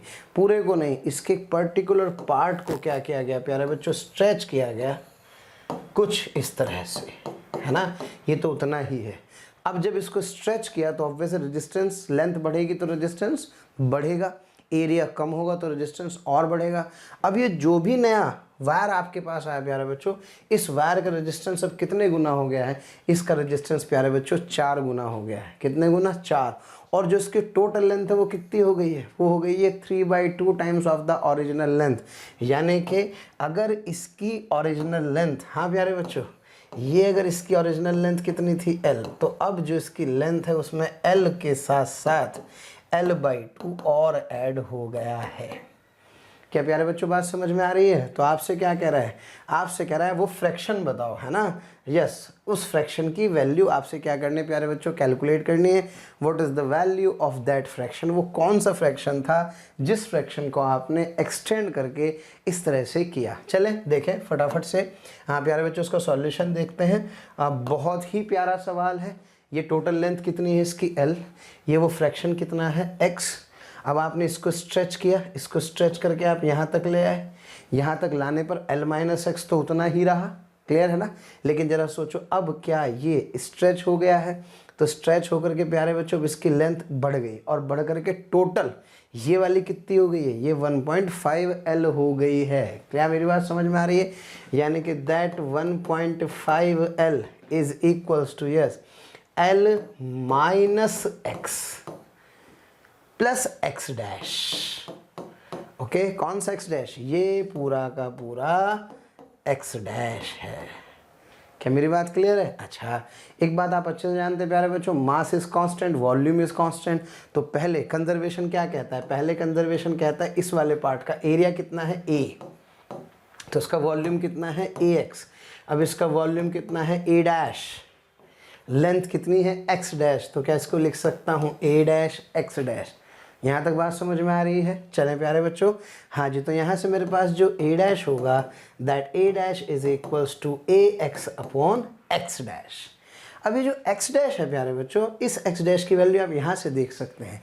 यहाँ से जब आप इस x डैश की वैल्यू इस इक्वेशन से calculate करेंगे तो that 1.5l minus l plus x is equals to x dash, so this x dash is equals to, yes, ये आ जाएगा बेटे 0.5l plus x, yes, this is the value of x dash, is that clear? बस खत्म।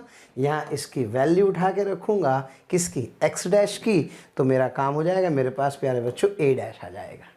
अब बताओ total resistance जो भी है क्या वो इन दोनों का सम है? R1 तो सिंपल ये वाला है ना, that is what sir, this is simply rho L minus x upon A, और जो R2 है प्यारे बच्चों वो ये वाला है, और ये R2 कितना है, that R2 is row, yes, हाँ बेटे, x dash upon a dash, is that clear? तो हो गया मेरा काम x डैश और a डैश। तो देखो ये यहाँ पे मैंने ऐसे किया, इस a डैश की वैल्यू उठा के यहाँ रखूंगा, and according to the question is this B 4r of the original one, यानी कि this is simply 4 rho l by a, okay, this is 4 rho L by A. बस अब तो कुछ नहीं करना, सिंप्लीफाई करना है, ये थोड़ा सा मेहनत तो करनी पड़ेगी। जब आप यहाँ से सॉल्व करेंगे तो प्यारे बच्चों मुझे ये फ्रैक्शन x निकालना है, तो इस x की जो वैल्यू होगी that comes out to be 1/8l। क्या सबको क्लियर है? Yes sir. तो इस तरह से मैं क्या कर सकता हूँ, उस क्वेश्चन को प्यारे बच्चों सॉल्व कर सकता हूँ। तो प्लीज़ ध्यान रहे, यहाँ पे हमें वॉल्यूम कंजर्वेशन लगाना है, यहाँ पे हमें लेंथ के बारे में जो गिवन कंडीशन है उस कंडीशन को यूज़ करना है, सॉल्व करना है और प्यारे बच्चों आंसर निकाल देना है। चलिए बढ़ते हैं आगे और करते हैं अगला सवाल। भाई व्हीटस्टोन ब्रिज के बिना बात, मतलब ऐसा कैसे हो सकता है कि व्हीटस्टोन ब्रिज की बात ना हो? प्यारे बच्चों व्हीटस्टोन ब्रिज की बात कर रहे हैं। अच्छा एक बात और ध्यान रखें, Wheatstone bridge plus colour coding है ना, क्योंकि जो क्वेश्चन कई बार पूछा जा रहा है आजकल वो व्हीटस्टोन ब्रिज के साथ प्यारे बच्चों कलर कोडिंग का पूछा जा रहा है। और आपको रेजिस्टेंस की प्यारे बच्चों कलर कोडिंग आनी चाहिए। आती है आपको कलर कोडिंग? नहीं आती तो प्लीज़ प्यारे बच्चों सीखें, है ना, कलर कोडिंग, क्योंकि कलर कोडिंग से ही आप क्या कर सकते हैं, रेजिस्टेंस की वैल्यू कैलकुलेट कर सकते हैं।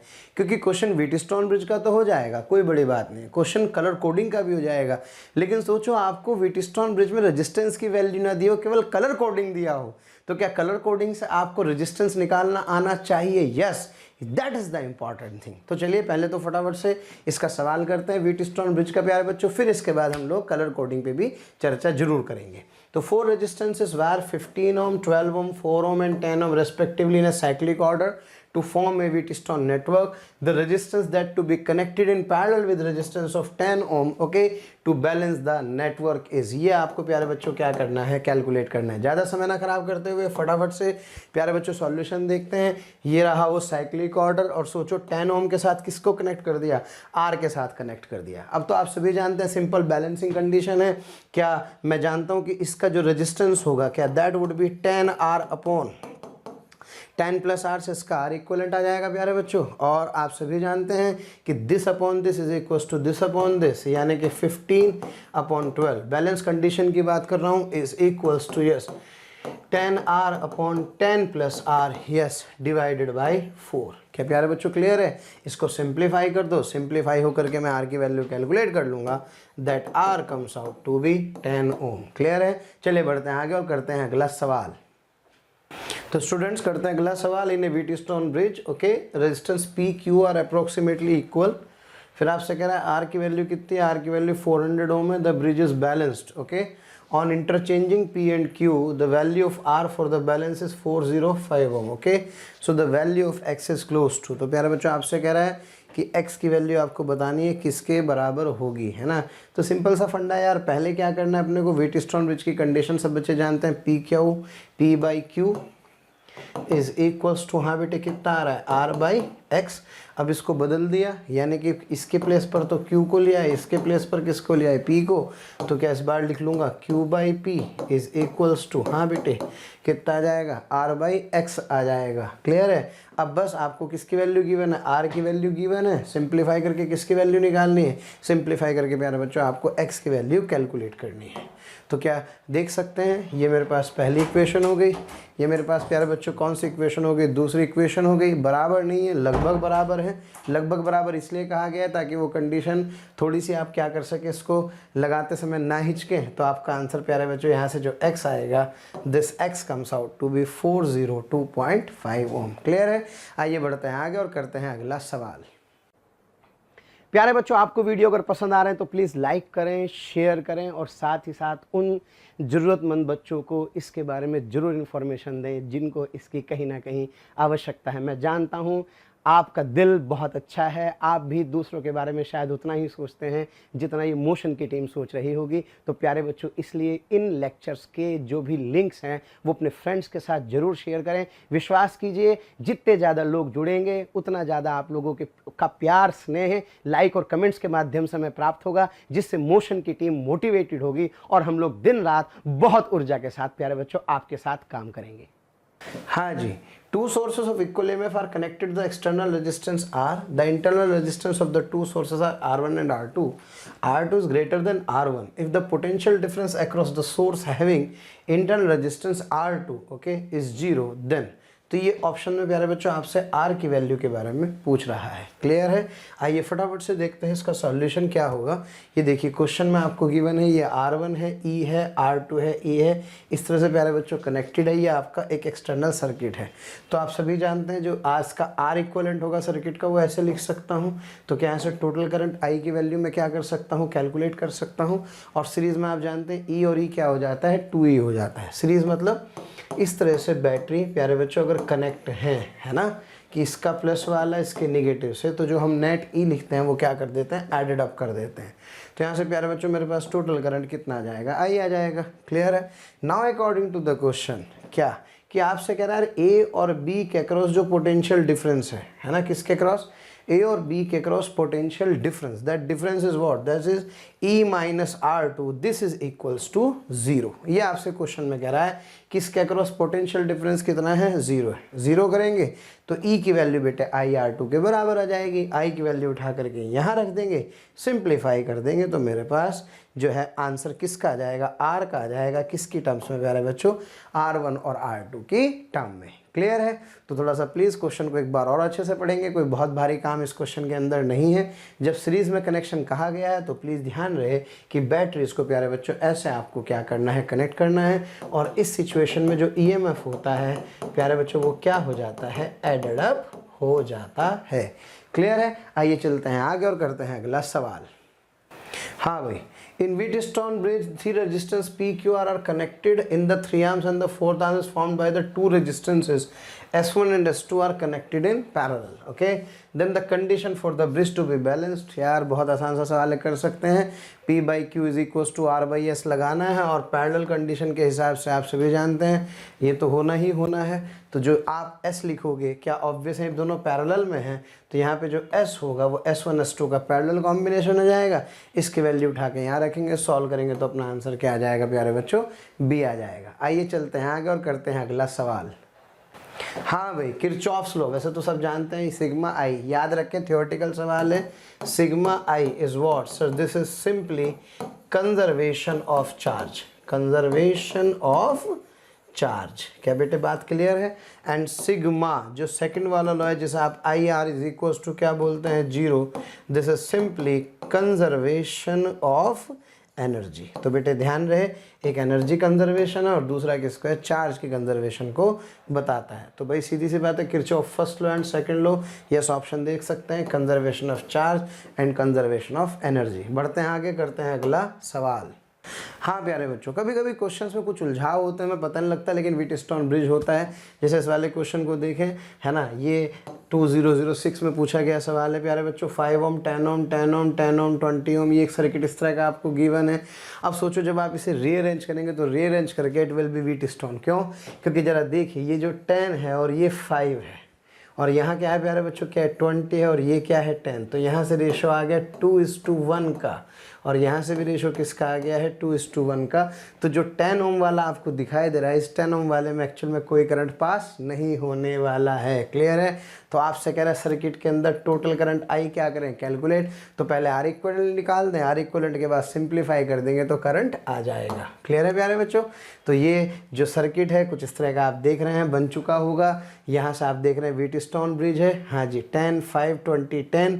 तो क्या यहाँ से प्यारे बच्चों ये करंट हो गए, ये दोनों कैसे हो गए हैं सीरीज़ में, ये भी कैसे हो गए सीरीज़ में, और क्या आपस में पैरेलल में। तो ये हो गया 30 × 15 अपॉन, हाँ प्यारे बच्चों 45। ये मेरे पास कितना आ गया 3, तो ये मेरे पास आ गया 10। तो आर इक्विवेलेंट कितना आ चुका है 10, वोल्टेज कितने हैं 5। तो that I is equals to V/R। So 5/10 से this would be 0.5 ampere. Clear है। तो प्लीज़ आइडेंटिफाई करना प्यारे बच्चों ना भूलें।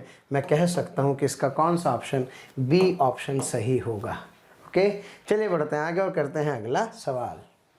बेटे ये क्वेश्चन मैं आपको करने के लिए दे रहा हूँ प्रैक्टिस के लिए। ये क्वेश्चन मैं सबसे पहले करा चुका हूँ बैटरी वाला। आप प्लीज़ इस क्वेश्चन को प्यारे बच्चों खुद करेंगे और करके इसका सही आंसर निकालेंगे। 10 ओम वाले के अंदर क्या पूछ रहा है, 10 ओम वाले के अंदर प्यारे बच्चों करंट पूछ रहा है। क्लियर है। चलिए हाँ प्यारे बच्चों, JEE मेंस 2015 का सवाल है। देखो बात कम टाइम में सॉल्व करने की है। अगर आपको सर्किट का ट्रांसफॉर्मेशन आता है तो कोई दिक्कत नहीं। मैंने आपको शुरुआत में एक सवाल कराया था जिसमें मैंने आपको ट्रांसफॉर्मेशन बताई थी। तो जब भी प्यारे बच्चों इस तरह से एक ब्रांच में रेजिस्टेंस लगे होते हैं ना, तो उन रेजिस्टेंसेस को आप क्या कर सकते हैं, एक साथ लिख सकते हैं और देखो सर्किट को ऐसे ट्रांसफॉर्म कर सकते हैं। ये देखो सर्किट सिंपल ट्रांसफॉर्म हुआ। मैंने इस 2 ओम और 3 ओम को ऐड करके ये देखो ये 5 ओम यहाँ ऐसे बना दिया है और ये सर्किट बन गया है। ये कॉमन पोटेंशियल है 0 पर, ये 6 है तो ये +6 हो जाएगा। ये 9 वोल्ट है तो ये 0 तो ये -9 हो जाएगा। अब बस इसको जंक्शन मानो, इसको x लिख लो।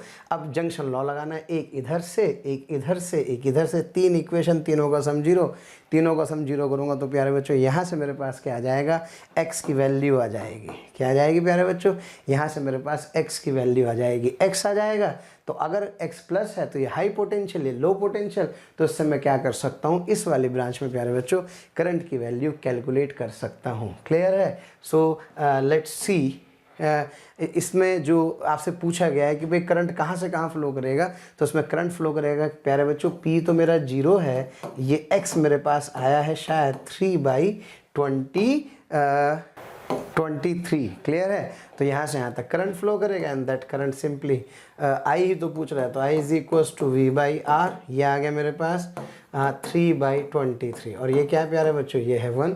तो इतने एम्पियर मेरे पास करंट आ जाएगा। क्लियर है। चलिए बढ़ते हैं आगे और करते हैं अगला सवाल। तो आप प्यारे बच्चों हम लोग शुरू करते हैं मीटर ब्रिज के ऊपर कुछ क्वेश्चंस। मीटर ब्रिज, पोटेंशियोमीटर और एमीटर वोल्ट मीटर वाले जो प्यारे बच्चों क्वेश्चंस होते हैं उन पे चर्चा करते हैं। In the figure shows for the values R1 and R2 the balance point for the jockey pencil की बात कर रहे हैं। Okay, is 40 centimetre from point A where R2 is shunted by resistance of 10 ohm, balance point shift to 50 centimetre. तो आपसे प्यारे बच्चों R1 R2 की वैल्यू पूछ रहे हैं। मीटर ब्रिज में आप सभी जानते हैं हम लोग क्या करते हैं, नल डिफ्लेक्शन फाइंड करते हैं और नल डिफ्लेक्शन में प्यारे बच्चों जोकी पेंसिल को यहाँ पे टच करते हैं। क्या प्रिंसिपल होता है सर, इसका जो प्रिंसिपल है that is based on Wheatstone bridge, है ना। व्हीटस्टोन ब्रिज के ऊपर प्यारे बच्चों सिंपली बेस्ड होता है। मान लीजिए ये वाली जो लेंथ है वो L1 है, ये वाली लेंथ क्या है प्यारे बच्चों, L2 है। तो मैं अच्छे से जानता हूँ कि that R1 upon R2 is equals to L1 upon L2 when there is null deflection, यानी कि नो करंट इन गैल्वेनोमीटर। अब जरा समझे ध्यान से। तो पहले क्वेश्चन में आपसे क्या कह रहा है, R1 R2 बैलेंस पॉइंट कहाँ पे आ रहा है, 40 सेंटीमीटर पर आ रहा है। कहाँ से प्यारे बच्चों, A से 40 सेंटीमीटर पर आ रहा है। तो आइए फटाफट से इसका सॉल्यूशन देख के फटाफट से समझते हैं। तो इसका मतलब सर यहाँ से अगर ये A और ये प्यारे बच्चों B है, ये मेरा नल डिफ्लेक्शन है। यहाँ से कितने पर आ रहा है, 40 पर, और यहाँ से कितने पर आ रहा है, 60 पर। 40 के जस्ट ऊपर कौन सी वैल्यू है, 40 के जस्ट ऊपर प्यारे बच्चों R1 दिया है। ओके, तो इसलिए अपने को ध्यान रखना है। हाँ जी, क्या that R1 and this is R2. Yes, that R1 upon R2 is equals to 40 by 60. Is that clear? या ऐसे भी लिख सकते हैं क्या, that 6R1 is equals to 4R2. अब सोचो बेटा, हमने क्या क्या शंट कर दिया, यानी कि पैरेलल में, किसके पैरेलल में, R2 के पैरेलल में 10 सेंटीमीटर लगाया। तो जैसे ही इसके पैरेलल में एक रेजिस्टेंस कनेक्ट किया, तो जरा बताओ ये वाली वैल्यू कम होगी या बढ़ेगी? ये कम हो जाएगी, क्योंकि शंट करने पर रेजिस्टेंस, पैरेलल में रेजिस्टेंस लगाने पर वैल्यू कम हो जाती है। सोचो अगर वैल्यू कम हो गई तो वैल्यू कम होने पर प्यारे बच्चों ये वाला रेजिस्टेंस भी कम हो जाएगा, तो ये लेंथ कम हो जाएगी। तो जो 50 सेंटीमीटर आ रहा है वो एक्चुअल में इस तरफ आ जाएगा, तो ये इधर की तरफ शिफ्ट हो जाएगी। ओके, यानी कि अब ये कहाँ पर आ रही है अकॉर्डिंग टू द क्वेश्चन? प्यारे बच्चों अब ये 50 पर आ रही होगी। बस सवाल ख़त्म यार। अब तो क्या करना है, सीधे सीधे ये लॉ लगाना है। ये R1 हुआ, ये वाला मेरे पास कितना हुआ सर? ये मेरे पास हुआ R1 upon yes R2 into 10 upon 10 plus R2। Okay, that is equals to yes 50 upon 50। Clear है प्यारे बच्चों? सॉल्व करेंगे तो यहाँ से R1 और R2 की वैल्यू आ जाएगी। क्लियर है? आइए बढ़ते हैं और करते हैं प्यारे बच्चों अगला सवाल। हाँ प्यारे बच्चों, अगला सवाल देखें। The figure shows a metre bridge circuit, है ना भाई? देखो मीटर ब्रिज सर्किट है with A B is equals to 100 centimetre. ये ए बी कितना है भाई? 100 सेंटीमीटर्स को मीटर ब्रिज कहते हैं प्यारे बच्चों, इसलिए हैं। फिर आपसे कह रहा है एक्स की वैल्यू कितने ओम है? 12 ओम है। हाँ जी, ये अपना 12 ओम। ये कितना बेटे? सर दिस इज 18 ओम, जो कि पोजीशन यहाँ टच कर रही है। बैलेंसिंग कंडीशन आपको क्या हो रही है? ऑब्टेन्ड हो रही है। If R is now made 8 ओम, है ना, यानी कि जो रेजिस्टेंस R है इसको कितना कर दिया है? 8 ओम कर दिया गया है। Through what distance will have to be move to obtain balance? तो जो कि पेंसिल को प्यारे बच्चों कितना डिस्प्लेस करना पड़ेगा ताकि दोबारा से आपको क्या मिल जाए? नल डिफ्लेक्शन प्यारे बच्चों क्या हो जाए? ऑब्टेन हो जाए। क्लियर है? 1 मीटर लेंथ है, बड़ा फ़ायदा होता है 1 मीटर लेंथ का, आप समझ रहे होंगे, है ना भाई? बेसिक सा सवाल। आइए प्यारे बच्चों फटाफट से देखें। पहले केस 1 की बात करते हैं। केस 1 में ये था A, ये था मेरे पास B। प्यारे बच्चों जो कि पेंसिल थी इसके ऊपर ये रेजिस्टेंस था X, और ये वाला जो रेजिस्टेंस था प्यारे बच्चों that was initially 18 ohm. Clear है? This X by 18 is equals to, हाँ जी, इसको मैं कह सकता हूँ, सपोज अगर ये जो लेंथ है इस लेंथ को मैं x1x कहूँ, तो ये जो लेंथ है क्या होगी? क्या ये 100 माइनस x हो जाएगी? ओके, तो x1 upon 18 is equals to, हाँ बेटे, x अपॉन 100 माइनस x। एक बहुत अच्छा तरीका है, इनकी क्रॉस मल्टीप्लिकेशन करके बराबर कर दो तो भी बड़ा अच्छा सा सिस्टम अपना जनरेट हो जाता है। क्लियर है? तो ये जो x1 है क्या है अकॉर्डिंग टू द क्वेश्चन? ये 12 दिया था, so this is what? 12 into 100 minus x is equals to, हाँ बेटे, 18 इंटू x आ जाएगा। अब सोचो सेकंड कंडीशन में क्या किया? सेकंड कंडीशन में ये किया, हमने इसको शिफ्ट किया। अब इसको शिफ्ट करने पर कोई नया x आया, लेकिन हमने इस 18 को क्या कर दिया? 18 को 8 कर दिया। क्लियर है? तो फिर इक्वेशन क्या होगी? फिर इक्वेशन होगी 12 इंटू 100 माइनस x, बल्कि बेटे इसको x डैश कह सकता हूँ सेकंड केस में, है ना? In second case that would be x dash is equals to 8 x dash. Clear है? तो जब सॉल्व करेंगे तो x डैश कितना आ जाएगा? x डैश आ जाएगा 60 सेंटीमीटर। हो गया अपना काम। और यहाँ से मेरे पास पहले जब x आया था इसको सॉल्व करके फर्स्ट इक्वेशन से दिस x इज 40 सेंटीमीटर। तो जरा सोचो 40 टू 60 यानी कितने सेंटीमीटर शिफ्ट करेंगे? यस, इसको हम लोग 20 सेंटीमीटर शिफ्ट कर देंगे। क्लियर है? तो बस ऐसे भी इस क्वेश्चन को बढ़िया तरीके से आप क्या कर सकते हैं प्यारे बच्चों? समझ सकते हैं। चलिए बढ़ते हैं आगे और करते हैं अगला सवाल। हाँ देखो भाई, JEE Mains 2018 का सवाल है, ध्यान से देखना। On interchanging the resistances the balance point of a metre bridge shift left by 10 centimetre. ध्यान देना है प्यारे बच्चों, लेफ्ट से कितने सेंटीमीटर शिफ्ट हो जाता है? 10 सेंटीमीटर शिफ्ट हो जाता है। The resistance of there series combination is 1 kilo ohm. Okay, how much was the resistance on the left slot before interchanging the resistance? Metre bridge का सवाल है, सीधा सा फंडा है, आपको समझ में आ रहा है क्या करना है भाई? 2 रेजिस्टेंस लेने हैं, नीचे 2 लेंथ आपको मिलने और सीधे सीधे व्हीटस्टोन ब्रिज का प्रिंसिपल लगाना है। चर्चा कर ही चुके हैं। आइए प्यारे बच्चों फटाफट से इसका सॉल्यूशन देखते हैं। पहली सिचुएशन में मैंने माना कि रेजिस्टेंस कितना है? R1 है ना भाई? ये अपने पास सर्किट डायग्राम है प्यारे बच्चों, ये R1 है, ये मेरे पास R2 है, ये मेरे पास वो जॉ की पेंसिल है जो मैं इस वायर पर क्या कर रहा हूँ प्यारे बच्चों? टच कर रहा हूँ। ये X है, तो ये कितना है? सर ये मेरे पास 100 माइनस एक्स है ना। हमने अभी भी क्या सीखा कि this upon this is equals to this upon this. ये एक नई चीज़ क्या सीखी, नई चीज़ सीखी सर, इसको ऐसे लिखोगे तो भी मज़ा आएगा। कैसे, इसका साकिना का इससे, इसका इससे, तो सीधे सीधे क्या इक्वेशन आ गई sir, R1 100 minus x is equals to R2 into x. Clear है प्यारे बच्चों। अब देखो R1 R2 को मैंने इंटरचेंज किया, R1 R2 को जैसे इंटरचेंज किया, इंटरचेंज करते ही बैलेंस पॉइंट शिफ्ट हो गया किधर की तरफ, लेफ्ट की तरफ। कितने से, लेफ्ट की तरफ शिफ्ट हो रहा है प्यारे बच्चों, 10 सेंटीमीटर पर शिफ्ट हो रहा है।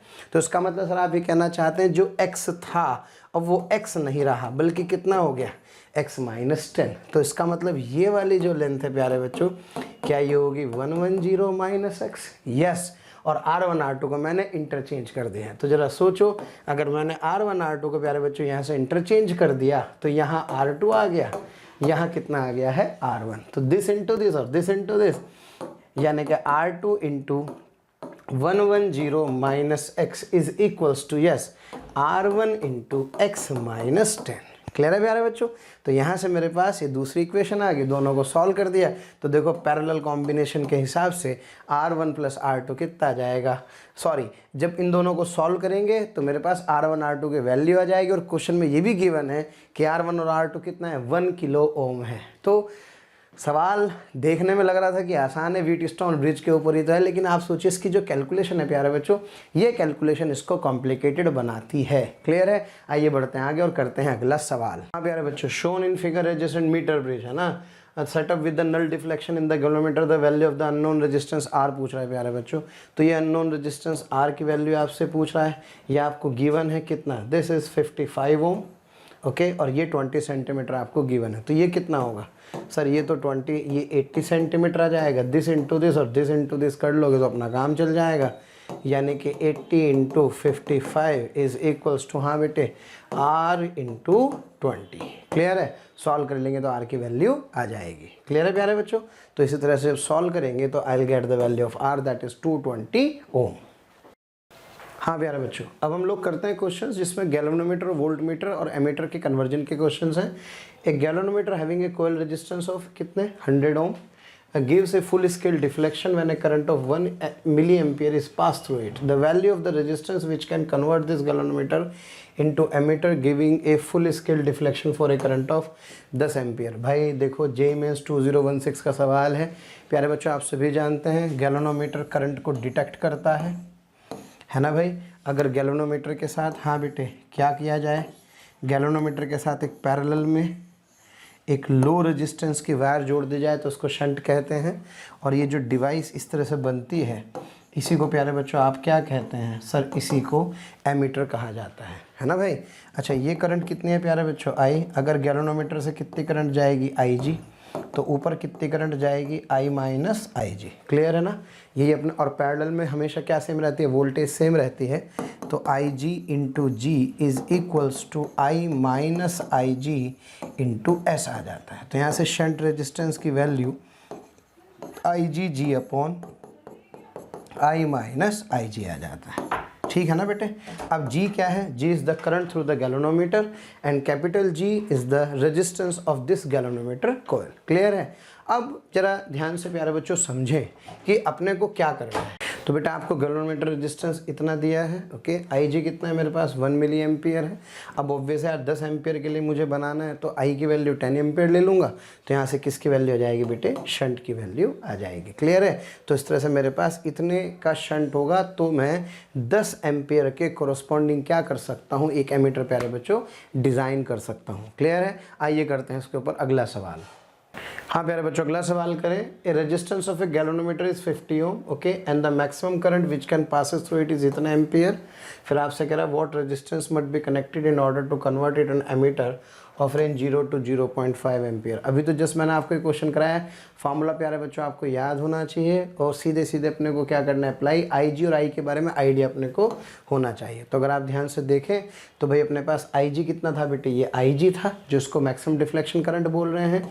ये आपको इस रेंज का बनाना है तो आप इससे क्या कर सकते हैं, शंट की वैल्यू कैलकुलेट कर सकते हैं। भूलेंगे तो नहीं फार्मूला, चलिए अगला सवाल करते हैं इसके ऊपर। हाँ प्यारे बच्चों, अब हम लोग क्वेश्चन करने वाले हैं वोल्ट मीटर के ऊपर। A moving coil galvanometer has resistance इतने ohm and indicates full deflection 4 milliampere current. Okay, a voltmeter is made using this galvanometer and a 5 kilo ohm resistance. Okay, the maximum voltage that can be measured using this voltmeter will be close to.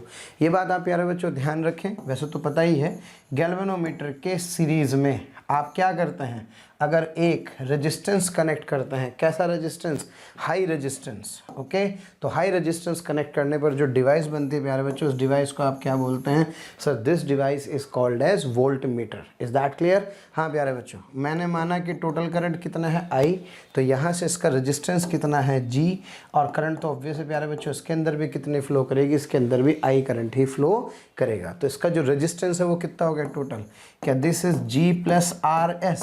Clear है? So that V is equals to IG। तो प्यारे बच्चों अपने को ध्यान रखना है, ठीक हो गई बात। दूसरी एक और चीज़, इसको ऐसे भी लिख सकते हैं आप, V upon I is equals to G plus RS। Clear है? So that G is equals to yes V upon I minus RS।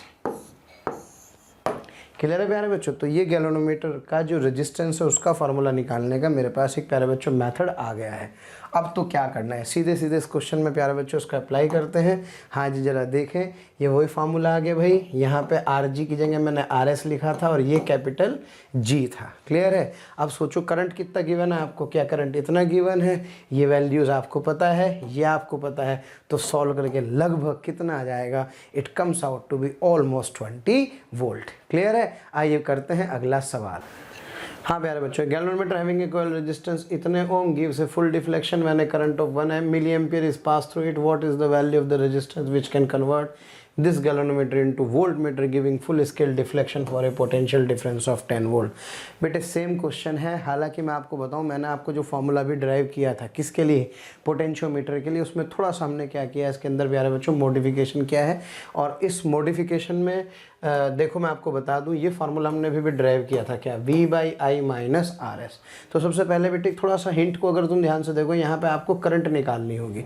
So that current I would be obtain what, that is VG upon IG से। Clear है ना? ध्यान रखना बेटे, ये यहाँ से मेरे पास क्या आ जाएगा, I की वैल्यू आ जाएगी, और कुछ नहीं करना है। और RS आपसे पूछ रहा है, G आपको गिवन है। तो इस फॉर्मूले को देखो, चाहो तो ऐसे भी लिख सकता हूँ, और I को क्या लिख सकता हूँ, I को लिख सकता हूँ VG by G।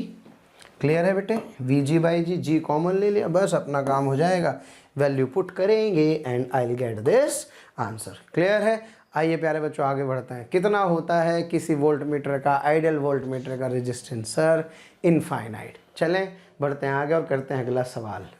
A galvanometer having a resistance of इतने ओम and 30 division on both the sides has figure of merit इतने। बेटे बहुत इंपॉर्टेंट टर्म है figure of merit का, ध्यान रखना है। Okay, the resistance that should be connected in series such that it can be used as a voltmeter up to how much? Yes, 15 volt. Basic फार्मूले वही लगने हैं, बस अपने को ध्यान रखना है कि what is current sensitivity, what is voltage sensitivity, what is figure of merit। Okay, इनके बेसिक फार्मूले क्या हैं? जब करंट सेंसिटिविटी की बात करते हैं प्यारे बच्चों, तो करंट सेंसिटिविटी होता है डिफ्लेक्शन अपॉन करंट। जब बात करते हैं प्यारे बच्चों वोल्टेज सेंसिटिविटी की, तो वोल्टेज सेंसिटिविटी होता है basically phi upon voltage. Clear है? और फिगर ऑफ मेरिट इसका उल्टा हो जाता है। बस इतना अपने को क्या करना है, ध्यान रखना है। क्लियर है? तो सबसे पहले क्वेश्चन में देखो भाई, आपको RG मतलब जिसे आप कैपिटल G कह रहे हैं वो ये गिवन है, ठीक है ना? हाँ जी, ये नंबर ऑफ डिविजन्स कितने गिवन है, लेफ्ट और राइट पे प्यारे बच्चों 30 डिविजन्स हैं, क्योंकि एक्चुअल में होता क्या है, मिड से इधर और उधर की तरफ ये क्या करता है, मूव करता है। तो मैं जानता हूँ यार फिगर ऑफ मेरिट मतलब उल्टा, यानी कि 5 अपॉन I नहीं, I अपॉन 5। क्लियर है ना प्यारे बच्चों? तो I अपॉन 5 मुझे ये गिवन है, इतने ampere per division, and this is what, this is the current sensitivity that is opposite to figure of merit. Okay, तो मैंने इसका क्या कर दिया, उल्टा कर दिया। तो मेरे पास यहाँ से करंट सेंसिटिविटी कितना आ रहा है प्यारे बच्चों, दिस इज 5 अपॉन I। क्या मेरी बात समझ में आ रही है? चलिए अब मुझे यहाँ से क्या मिल जाएगा, यहाँ से मुझे मिल जाएगा यहाँ से करंट। क्लियर है? So that current is what sir, that current is simply 30। मुझे स्केल के नंबर दिए गए हैं, ये मेरे पास वैल्यू ये रही, तो यहाँ से मैं क्या कर सकता हूँ, यहाँ से प्यारे बच्चों मैं करंट की वैल्यू कैलकुलेट कर सकता हूँ। बात समझ में आ रही है ना यार? 5 I अपॉन 5 इतना, तो करंट कितना, क्या करंट हुआ 0.005 इंटू 5। क्लियर है ना। ये मेरे पास कितने हैं, ये मेरे पास 30 है, तो मेरा काम चल जाएगा भाई। यहाँ वैल्यू पुट करूँगा तो मेरे पास प्यारे बच्चों मैक्सिमम करंट की वैल्यू आ जाएगी। क्लियर है। अब मुझे पता है कौन सा फॉर्मूला लगाना है, कौन सा यार, V बराबर, हाँ बेटे, IG plus IG into RS, जो सीरीज का रेजिस्टेंस मैंने लगाया था। यस, कितने वोल्टेज का चाहिए, 15 वोल्ट रेंज का। यहाँ प्यारे बच्चों 15 रख देंगे, 0.5 आपका करंट आ गया है यहाँ से। तो सॉल्व करके आंसर। अब सोचो अगर मुझे छोटी छोटी सी बातें याद है तो मेरा सवाल गलत क्यों होगा। तो फिगर ऑफ मेरिट और करंट सेंसिटिविटी के बारे में प्यारे बच्चों आपको बढ़िया से पता होना चाहिए। क्लियर है। आइए बढ़ते हैं आगे। सवाल के भारी होने वाली बात नहीं है, बात यह कि क्या आपको उस डेफिनेशन का पता है या नहीं पता है। यही जेईई मेंस की प्यारे बच्चों खास बात है। आइए चलते हैं और करते हैं सवाल किसके ऊपर, पोटेंशियोमीटर के ऊपर। प्यारे बच्चों हम लोग क्वेश्चन करने वाले हैं किसके ऊपर, पोटेंशियोमीटर के ऊपर, है ना भाई। इंपॉर्टेंट आर्टिकल है, देखिए 2018 में प्यारे बच्चों सवाल पूछा गया है। वैसे तो सीधे फार्मूला बेस्ड ही क्वेश्चन था, है ना। In a potentiometer experiment it is found that the no current passes through the galvanometer when the terminals of the cell are connected across 52 centimetre of the potentiometer wire. Clear है। 52 centimetre पर if the cell is shunted by a resistance of how much, that is by the 5 ohm, a balance is found to the cell is connected across 40 centimetre of the wire. ठीक है ना प्यारे बच्चों। तो find the internal resistance of the cell. क्या मैं उम्मीद कर सकता हूं कि आपको इसका रिजल्ट, इसका फॉर्मूला याद होगा। Yes sir, that R is equals to, हाँ बेटे, E/V minus 1 into R। This is actually the formula for this particular expression, है ना। और जहाँ पे E क्या होता है प्यारे बच्चों, सर E होता है KL1 और बेटे जो V होता है वो होता है KL2। L1 L2 are the null deflections position, है ना। ये तो तब होता है जब कोई रेजिस्टेंस कनेक्ट नहीं होता, और ये तब होता है जबकि एक रेजिस्टेंस क्या करते हैं हम उस सर्किट में कनेक्ट कर देते हैं। तो बस क्या करना है यहाँ पे, E/V कितना हुआ, क्या this E/V is what, L1 upon L2 put कर दो उठा के यहाँ पे। तो मैं क्या कर सकता हूँ, इंटरनल रेजिस्टेंस की वैल्यू प्यारे बच्चों कैलकुलेट कर दूंगा, है ना। L1 मुझे गिवन है ना 52, यस। L2 मुझे गिवन है 40 सेंटीमीटर और रेजिस्टेंस मुझे गिवन है कितना, 5 ओम। तो सॉल्व करके प्यारे बच्चों मेरे पास इसका आंसर आ जाएगा। क्लियर है। यस यस यस, सॉल्व करेंगे तो आंसर आ जाएगा। क्लियर है ना। दो ही तरह के इसके सर्किट होते हैं। वैसे मैं आपको बता दूं, जब भी आप पोटेंशियोमीटर का सर्किट ड्रॉ करें तो प्यारे बच्चों एक सर्किट तो ये बनाएं, ये कहलाता है इसका प्राइमरी सर्किट। बहुत सवाल कराते हैं भाई हम लोग इसके ऊपर, लेकिन अब क्या करें, क्रैश कोर्स में टाइम तो है नहीं हमारा, तो करें तो क्या करें। हाँ प्यारे बच्चों, एक ये रहा, ये गैल्वेनोमीटर, ये रहा। क्लियर है। ये वो वाला केस है प्यारे बच्चों जिसके अंदर आपकी जो लेंथ है वो L1 ऑब्टेन्ड होती है और KL1 डायरेक्ट किसके बराबर होता है, E के बराबर होता है। सेकंड सिचुएशन में क्या करते हैं, इस प्राइमरी सर्किट के साथ, है ना, इसके साथ, ये तो है ही, इसमें इसके साथ ये जो सेल आप लगा रहे हैं प्यारे बच्चों, इसके साथ ये एक आपने कनेक्शन बना दिया है लाइक दैट। ओके, तो इस केस में कौन सी रीडिंग आती है, इस केस में रीडिंग आपके पास क्या आ जाती है प्यारे बच्चों, L2 आ जाती है। तो L2 के कॉरस्पॉन्डिंग, अब जो वोल्टेज आप पढ़ते हैं ये वो KL2 होता है, जो किसके बराबर होता है प्यारे बच्चों, V के बराबर हो जाता है। क्लियर है। आइए बढ़ते हैं आगे और करते हैं अगला सवाल। हाँ प्यारे बच्चों, अब हम लोग पोटेंशियोमीटर पे क्वेश्चन कराने वाले हैं। ये एक ऐसा क्वेश्चन है प्यारे बच्चों जिस क्वेश्चन में सारे कंसेप्ट क्या होने वाले हैं, कवर होने वाले हैं, और बहुत ही इंपॉर्टेंट सवाल है, और यहाँ से आपको बहुत सारे क्वेश्चंस का प्यारे बच्चों आइडिया मिलेगा। क्लियर है। A battery having 12 volt is connected across a 4 metre long uniform wire having a resistance 4 ohm per metre. The cell of small EMF 2 volt and 4 volt having internal resistances 2 ohm and 6 ohm respectively are connected as shown in the figure. If the galvanometer shows no deflection at point N, then the distance of point N from the point A. प्यारे बच्चों ये वाली distance आपको क्या करनी है, calculate करनी है। क्लियर है। इस क्वेश्चन को करने से पहले सबसे पहले आपको पोटेंशियल ग्रेडियंट तक पहुंचना आना चाहिए। मैं इसे क्वेश्चन से आपको सीधे सीधे पोटेंशियल ग्रेडियंट पे पहुंचाऊंगा और पूरा का पूरा पोटेंशियोमीटर क्या करूंगा आपको एक्सप्लेन करूंगा। जिनको नहीं आता उनको समझ में आएगा। तो आइए प्यारे बच्चों, इस क्वेश्चन को करने से पहले प्राइमरी और सेकेंडरी सर्किट समझते हैं, पूरा का पूरा पोटेंशियोमीटर अपन समझते हैं। तो सबसे पहले ये बैटरी लगाओ। ये क्वेश्चन में कितने ओम रेजिस्टेंस गिवन है, दिस रेजिस्टेंस इज 8 ओम। ये रही प्यारे बच्चों वो वायर। ओके, इस वायर की टोटल लेंथ आपको क्वेश्चन में कितनी गिवन है, sir this is 4 metre long और 1 मीटर का रेजिस्टेंस 4 ओम है, तो इसका टोटल रेजिस्टेंस कितना आ गया, sir total resistance comes out to be, yes, how much it is, sir this is 16 ohm. प्यारे बच्चों मुझे चाहिए इसके अक्रॉस एक्चुअल में वोल्टेज, ठीक है ना। ये ना दिया हो तो भी अपने को आना तो जीरो ले लेंगे, दिया है तो इसको समझ लेंगे। चलें सबसे पहले करंट निकालना है। बैटरी कितने वोल्ट की है प्यारे बच्चों, 12 वोल्ट की। तो इस सर्किट में करंट निकालते हैं। इस सर्किट में करंट आ जाएगा सर 12 अपॉन, कुछ नहीं है पोटेंशियोमीटर, डरने की जरूरत नहीं है, इससे सब 1 मिनट में समझ में आने वाला है। चलो भाई 12 हो गया, ठीक है। हाँ बेटे 8 प्लस 16, तो ये मेरे पास आ जाएगा 12 अपॉन 24 यानी कि 0.5 एम्पियर प्यारे बच्चों करंट आ गया। अब सोचो इसने कितना खाया, सर इसने खाया I इंटू आर यानी कि 0.5 इंटू 8 कितना खाया, सर इसने खाया 4 वोल्ट। टोटल कितना था 12, 4 इसने खाया तो बचा कितना 8, यानी कि सर जी यहाँ 8 वोल्ट और यहाँ 0 वोल्ट आ जाएगा। पहली इंपॉर्टेंट बात ये अच्छे से समझ रहे होंगे कि इस वायर के अक्रॉस पोटेंशियल डिफरेंस 8 वोल्ट आ रहा है प्यारे बच्चों। This will give you the idea of potential gradient actually. तो what is the potential gradient, sir simply voltage upon length. तो डिफरेंस कितने का है 8 का, और प्यारे बच्चों ये जो लेंथ आप देख रहे हैं ये लेंथ की, ये लेंथ कितनी है 4 मीटर। सो मैं कह सकता हूं कि यहाँ पोटेंशियल ग्रेडियंट आ गया 2 वोल्ट पर मीटर। तो ये अपने को आना चाहिए सबसे पहले कैलकुलेट करना। ये वायर का रेजिस्टेंस 0 होता तो भी आपको समझ में आ रहा है, और अगर इसका रेजिस्टेंस है तो भी आपको प्यारे बच्चों समझ में आना चाहिए। तो सबसे पहला काम, I want to calculate that potential gradient. Clear है। अब पोटेंशियल ग्रेडियंट में कुछ नहीं करना यार, ये अपने को पता लग गया। इससे मैं क्या कर सकता हूं, किसी भी पर्टिकुलर लेंथ पर क्या कर सकता हूं, किसी भी पर्टिकुलर लेंथ पर वोल्टेज की वैल्यू कैलकुलेट कर सकता हूं। अरे भाई यूनिटरी मेथड ही तो है। मान लो मुझे किसी x पर वोल्टेज निकालनी है तो क्या करना है, k इंटू एक्स कर दूंगा तो मेरा काम चल जाएगा, मुझे उस पर्टिकुलर लेंथ पर वोल्टेज मिल जाएगी।